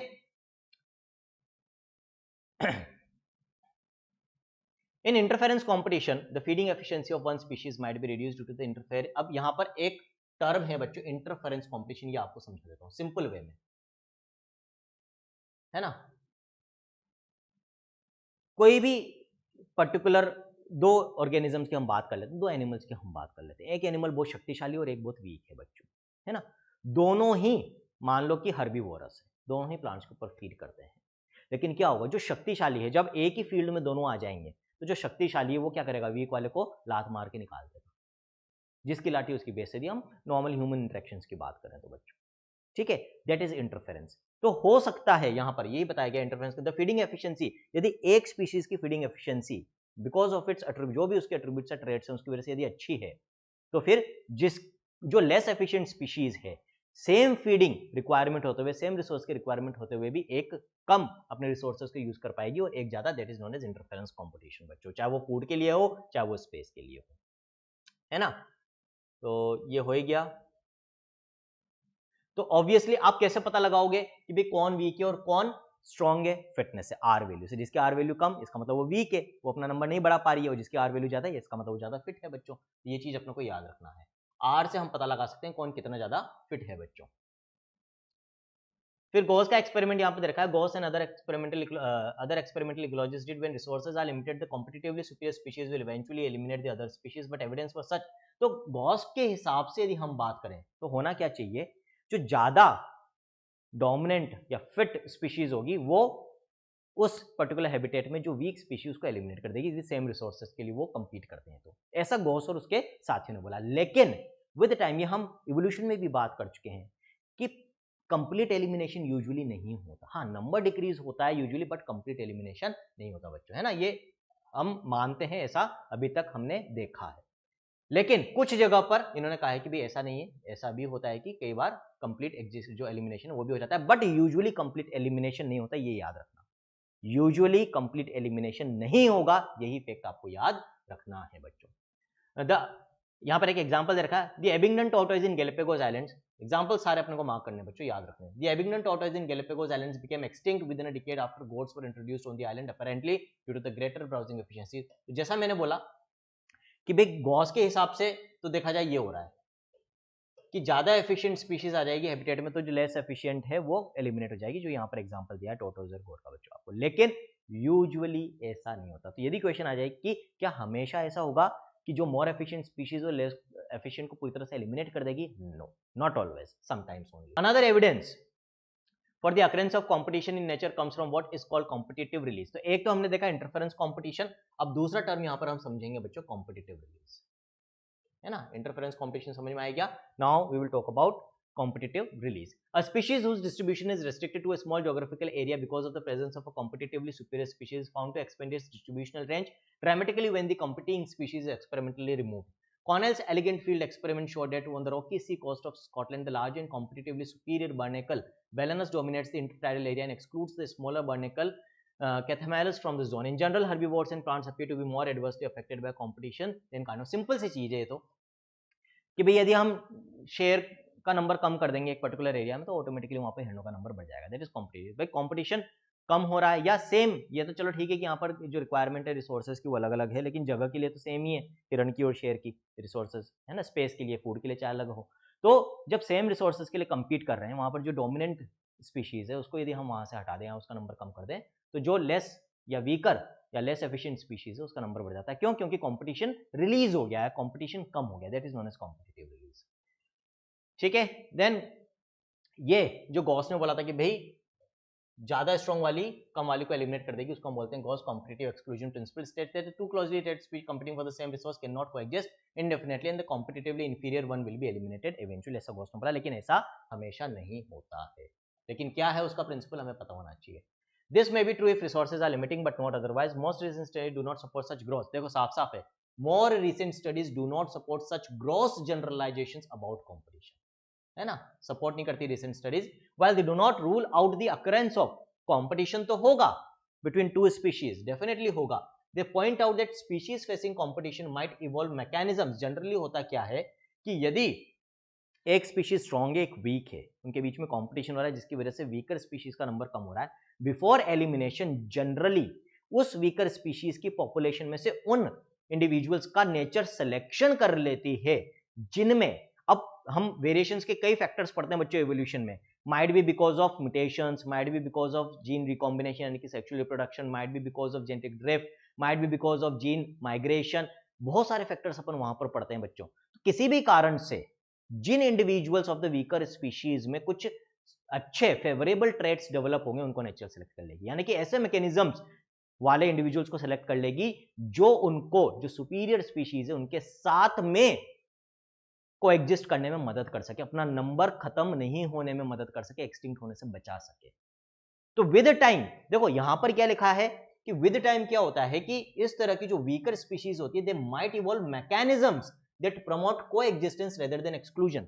एक्चुअली मैकेनिज्म्स डेवलप नहीं होते, जिन इंडिविजुअल्स में मैकेनिज्म्स डेवलप हो गए because of changes at the genetic level, कोई भी नया ट्रेट जो डेवलप होगा वो actually at the genetic level changes की वजह से ही डेवलप होगा, might be because of mutation, might be because of gene recombination.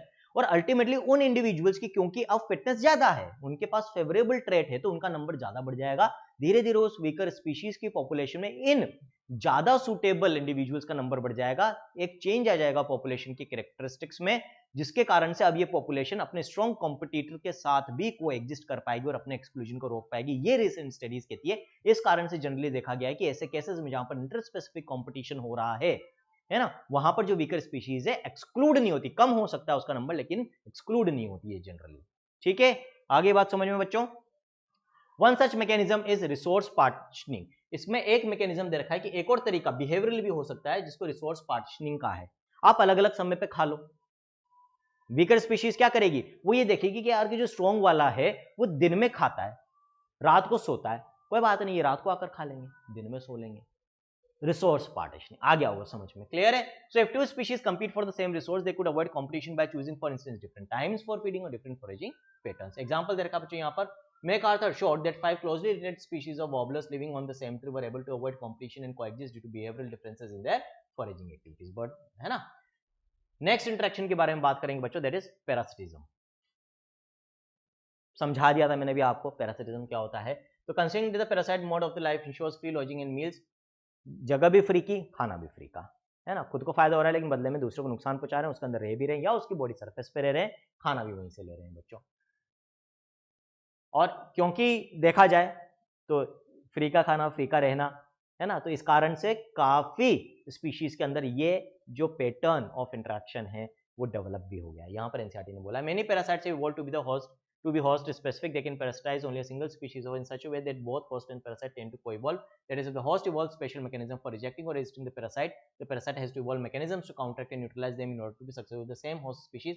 कैसे समझेंगे देखो इसको, यहाँ पर एनसीईआरटी क्या बोल रही है, इंपॉर्टेंट पैराग्राफ लाइन से ये कि मान लो मेरी बॉडी के अंदर कोई पैरासाइट डेवलप हो रहा है, तो भाई मेरी बॉडी भी तो कोशिश करेगी ऐसे मैकेनिज्म्स को डेवलप करने की या इवॉल्व करने की जिनसे मैं उस पैरासिटिक रिलेशन में जो पैरासाइट है उसकी डेवलपमेंट को, ग्रोथ को रोक सकूं, उसको एलिमिनेट कर सकूं अपनी बॉडी के अंदर से।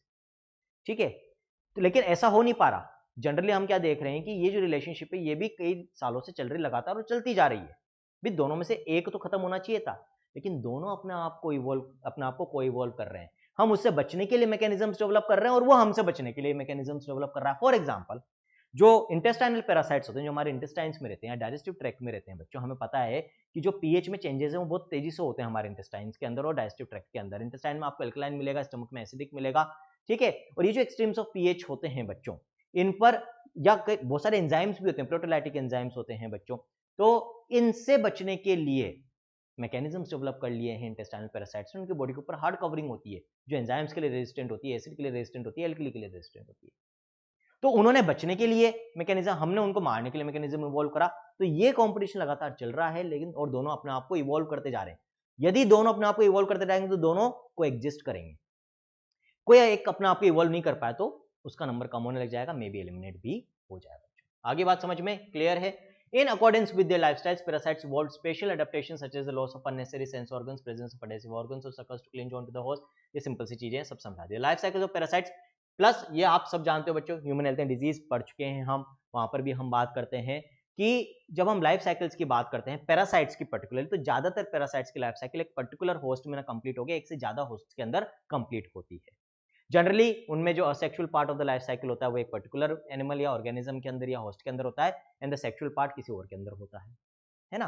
तो इस तरह से जो ज्यादातर पैरासाइट्स हम देखते हैं बच्चों, उनमें मल्टीपल हम कह सकते हैं कि होस्ट होते हैं। यहाँ पर एग्जांपल भी दे रखा है, द ह्यूमन लिवर फ्लूक, अ ट्रिमेटोड, प्लेटिहेल्मिन्थ को बिलोंग करता है, फाइलम प्लेटिहेल्मिन्थीज को बच्चों, क्लास ट्रिमेटोडा को, depends on 2 intermediate host, a snail and fish, to complete its life cycle, है ना।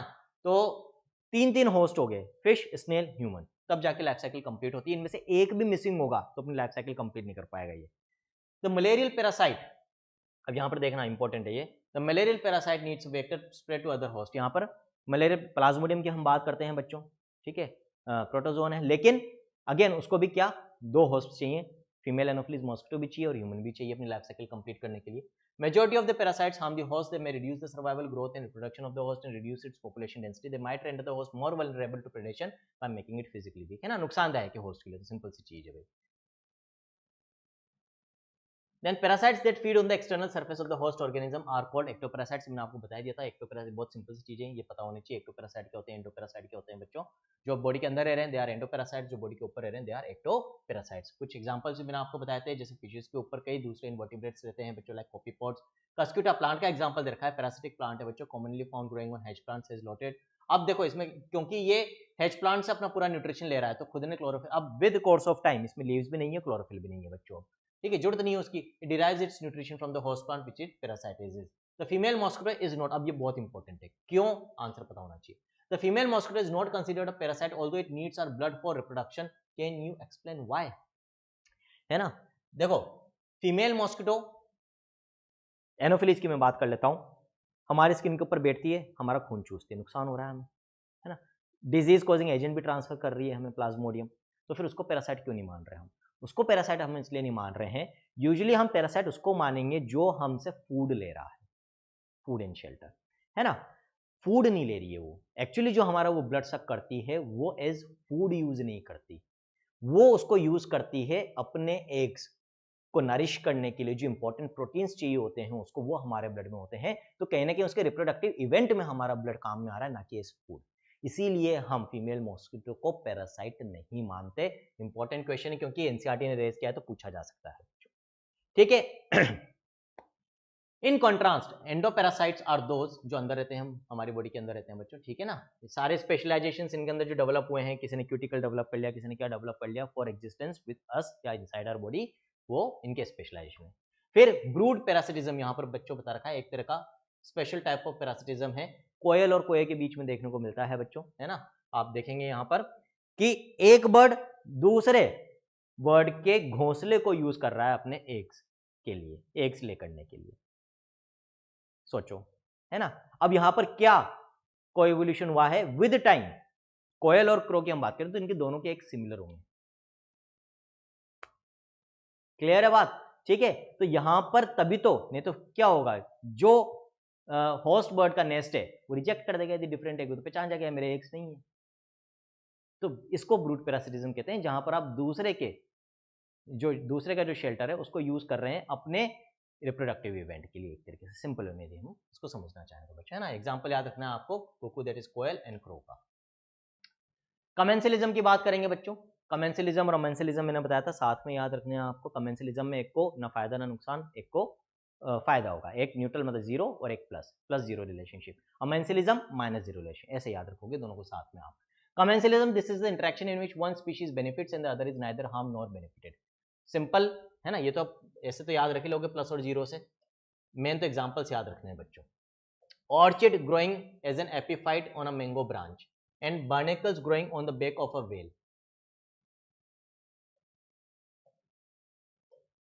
इस दोनों केस में जिसके ऊपर वो बैठे हैं या ग्रो कर रहे हैं जिसके ऊपर कर रहे हैं, एक में ऑर्चिड ग्रो कर रहा है मैंगो के ऊपर, मैंगो ट्री के ऊपर, और एक में वेल के ऊपर बार्नेकल्स फीट मतलब एक तरह से शेल्टर लेकर बैठे हुए हैं ऊपर, है ना। दोनों ही केस में जो होस्ट है उसको कोई नुकसान नहीं हो रहा है, कोई एविडेंट नुकसान नहीं है, थोड़ा भाई ये ले रहे हैं उससे न्यूट्रिशन, शेल्टर भी ले रहे हैं, लेकिन एज सच जो डिराइव कर रहे हैं वहां से न्यूट्रिशन, उससे जो होस्ट है उसको कोई नुकसान नहीं पहुंच रहा, मेन चीज ये है, ठीक है। द केटल ईग्रेट, एक जगह शेल्टर है, एक जगह फूड और शेल्टर दोनों है। फिर the cattle egret and grazing cattle in close association, a sight you are most likely to catch if you live in farm rural areas, is a classic example of commensalism, है ना। आपने देखा होगा बच्चों, कुछ बर्ड्स को देखा होगा जब कैटल्स फार्म में फील्ड्स में ग्रेज करती हैं तो कई बर्ड्स उनके पीठ पर भी बैठे हुए होते हैं ना, कैटल ईग्रेट्स की हम बात कर रहे हैं, क्यों, क्योंकि जब वो ग्रेज करती हैं तो घास फूस में से कई इंसेक्ट्स बाहर निकल के आ जाते हैं उनके चलने की वजह से, फीड करने की वजह से, जिन पर वो ईग्रेट बहुत इजीली फीड कर लेती है, उनकी मेहनत कम हो जाती है, तो कैटल को तो कोई नुकसान हो ही नहीं रहा है, लेकिन फायदा हो रहा है ईग्रेट को, दैट इज कमेंसलिज्म बच्चों, है ना। तो एक एग्जांपल आपको ये याद रखना है। अनदर एग्जांपल आपको दे रखा है, मैं एग्जांपल्स मार्क करता हुआ चल रहा हूं, between sea anemone that has stinging tentacles in the clown fish. जो क्लाउन फिश है बच्चों वो सी एनेमोन के स्टिंगिंग टेंटिकल्स है ना। स्टिंग का मतलब निडल लाइक अपरेटस होता है जो डंक मारता है एक तरह से, है सुई चुभोने वाला तो टेंटिकल्स पे स्टिंगिंग सेल्स होती है बच्चों यहाँ पर सी एनेमोन के पास। स्टिंगिंग सेल्स हम पढ़ते हैं एनिमल किंगडम के अंदर। तो ये जो स्टिंगिंग सेल्स है इसकी वजह से जो क्लाउन फिश है, क्लाउन फिश क्या करती है, इसके टेंटिकल्स के बीच में रहेगी। तो क्लाउन फिश की जो प्रीडेटर्स हैं वो सी एनेमोन के स्टिंगिंग टेंटिकल्स के डर की वजह से क्लाउन फिश के ऊपर प्रीडेट नहीं कर पाते हैं। तो यहाँ पर सी एनेमोन को तो कोई नुकसान भी नहीं हो रहा, कोई फायदा भी नहीं हो रहा, कुछ भी नहीं है, फायदा भी नहीं है भाई और नुकसान भी नहीं है ना। बस क्लाउन फिश को प्रोटेक्शन मिल रहा है तो वो तो बेनिफिट में, तो प्लस जीरो रिलेशनशिप होगी। अनदर एग्जांपल, यही एग्जांपल आपसे ज्यादा पूछा जाता है, याद। The fish gets protection from predator which stay away from the stinging tentacles. The anemone does not appear to derive any benefit by hosting the clownfish. ना ही कोई नुकसान उसको होता है। म्यूचुअलिज्म में दोनों को फायदा होगा बच्चों। टिपिकल एग्जांपल लाइकन्स का है, ऑलरेडी कई बार कई जगह पर पूरी बायोलॉजी में हम पढ़ते हैं। एल्गी और फंगस के बीच का रिलेशनशिप है बच्चों, है ना। तो इसमें कुछ ज्यादा बताने की जरूरत नहीं है। एल्गी फूड बना रही है, फोटोसिंथेसाइजिंग पार्टनर है बच्चों, है ना। तो या साइनोबैक्टीरिया भी यहाँ पर हो सकते हैं। सिमिलरली द माइकोराइज फंगस और एल्गी के बीच में है ये। तो इसी तरह से माइकोराइजे फंगस और रूट्स ऑफ प्लांट्स के बीच में एसोसिएशन होता है बच्चों। फंगस को शेल्टर मिल रहा है, न्यूट्रिशन मिल रहा है, बदले में फंगस जो है वो मिट्टी से मिनरल्स और न्यूट्रिएंट्स को एब्जॉर्ब करने में मदद करती है प्लांट रूट्स को। ये अपने आप में एक दोनों के फायदे वाला रिलेशनशिप हो गया, दैट इज माइकोराइजे। तो एक तो लाइकन्स आपसे पूछे जाएंगे, एक माइकोराइजे आपसे पूछे जाएंगे बच्चों। Fungi help the plant in the absorption, ठीक है। The most spectacular and evolutionarily fascinating examples of mutualism are found in plant-animal relationship. Plants need the help of animals for pollinating. जैसे हम बात करें बच्चों pollination, honeybees और flowers के बीच में हम बात कर सकते हैं, flowering plants के बीच में बात कर सकते हैं। तो फ्लावरिंग प्लांट्स को फायदा क्या हो रहा है कि पॉलिनेटिंग एजेंट्स का काम कर रही है हनीबीज, उनको बदले में क्या मिल रहा है, फ्लावर नेक्टर मिल रहा है बच्चों, ठीक है। ये एक एग्जांपल हो गया।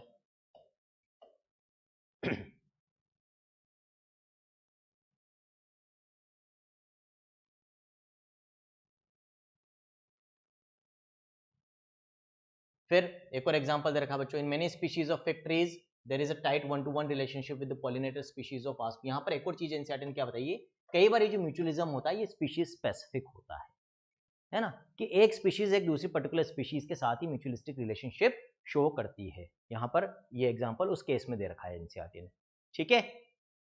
आगे देखते हैं।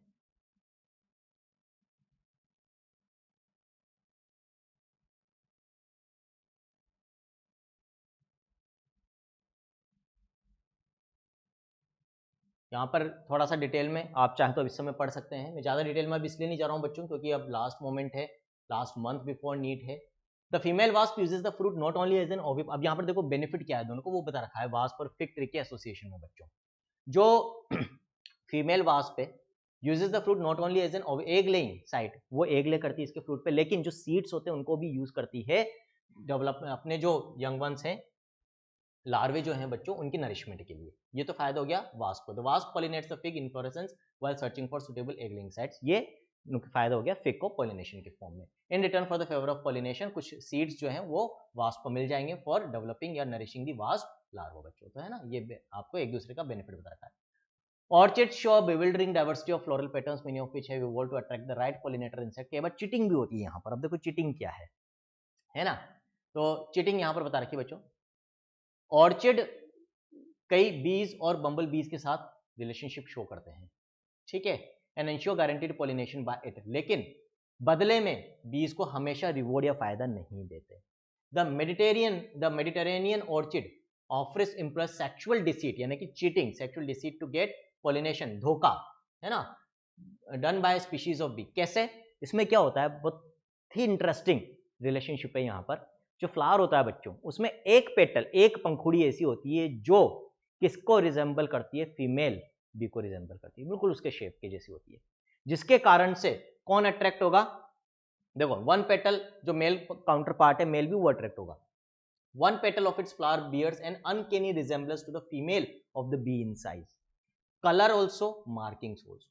The male bee is attracted to what, तो मेल बी को ऐसा लगता है कि वो जो पंखुड़ी है ऑर्चिड के फूल की, ऑफ्रिस की, वो एक फीमेल भी है, उससे कॉपुलेट इंटरकोर्स करने के लिए, मेटिंग करने के लिए वो वहां पर उस पर बैठता है। एक फ्लावर की पंखुड़ी पर बेटा सुडो कॉपुलेट, वहां पर कॉपुलेशन भी करेगा, इंटरकोर्स भी होगा, but it will not result into anything, क्योंकि वो एक्चुअली फीमेल बी थोड़ी है, वो तो एक पंखुड़ी है फूल की। फिर वहां से उड़कर जब वो दूसरे पे जाएगा तो उस फ्लावर से वो पोलन, जो पोलन है उसकी बॉडी से चिपक जाएंगे। जब दूसरे फ्लावर पे अगेन सूडो कॉपुलेशन के लिए जाएगा, दूसरे फीमेल बी को समझते हुए एक पंखुड़ी को फूल की, तो वहां पर उनको वो शेड कर देगा बच्चों। इस तरह से पॉलिनेशन मदद कर रहा है, लेकिन फायदा उसको नहीं मिल रहा है बच्चों। The male bee is attracted to what it perceives as a female, pseudo copulates with the flower and during that process is dusted with pollen from the flower. When this same bee pseudo copulates with another flower, it transfers pollen to it and thus pollinates the flower. Here you can see how coevolution operates with the female bees colour patterns change. लेकिन यहाँ पर एक चीज क्या याद रखनी है आपको, कि ये ऐसा नहीं कि ऑर्चिड के लिए नुकसानदायक नहीं है। कैसे नुकसानदायक है? बाय चांस ऐसा, ये नेचर इस चीज को ज्यादा फेवर नहीं करती। क्यों नहीं करती फेवर? क्योंकि मान लो फीमेल बी की कलर में, मार्किंग्स में कुछ भी चेंज आ गया, शेप में कुछ भी चेंज आ गया विद टाइम, तो फिर मेल भी अट्रैक्ट नहीं होगा और पोलिनेशन बहुत कम हो जाएगा ऑर्चिड का, क्योंकि वो स्पेसिफिकली स्पीशीज स्पेसिफिक पोलिनेशन यहाँ पर हो रहा, हो सकता है उसकी वजह से ऑर्चिड एलिमिनेट हो जाए। तो इसलिए कहते हैं धोखा नहीं देना चाहिए, चीटिंग नहीं करनी चाहिए। दूसरे का फायदा भी देखो, खुद का फायदा भी देखो। खुद के फायदे के साथ साथ यदि दूसरे का फायदा देखोगे तो हमेशा आप भी फायदे में रहोगे, आप भी ग्रो करोगे। ये चीज मैं सभी बच्चों से कहता हूँ, नॉलेज को अपने तक नहीं रखें। सभी फ्रेंड, सभी बच्चों में शेयर करनी चाहिए। आपको कुछ चीज अच्छी लग रही है, कोई चीज नई चीज पता चल रही है, कोई नया वीडियो आप देखते हैं जिसमें आपको नॉलेज गेन हुई है, डेफिनेटली अपने फ्रेंड्स के साथ शेयर करें। उससे आपकी नॉलेज भी इंक्रीज होगी, आपको चीजें लंबे समय तक याद रहेगी बच्चों। ठीक है, आई होप आपको लेक्चर पसंद आया होगा। आया हो तो फ्रेंड्स के साथ शेयर करें, लाइक करें, कमेंट करें।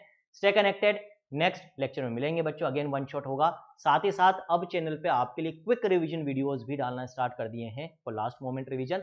हर चैप्टर को 15, 20, 25 मिनट, आधे घंटे में हम कंप्लीट कर रहे हैं according to the size of the chapter बच्चों। कल लिविंग वर्ड वाला जो था क्विक रिवीजन वीडियो हमने अपलोड कर दिया था, आप देख सकते हैं। ऑलमोस्ट 18-19 मिनट का चैप्टर है बच्चों, है ना, उसमें हमने पूरा चैप्टर कंप्लीट कर दिया है। वीडियो है करीब 18-19 मिनट का।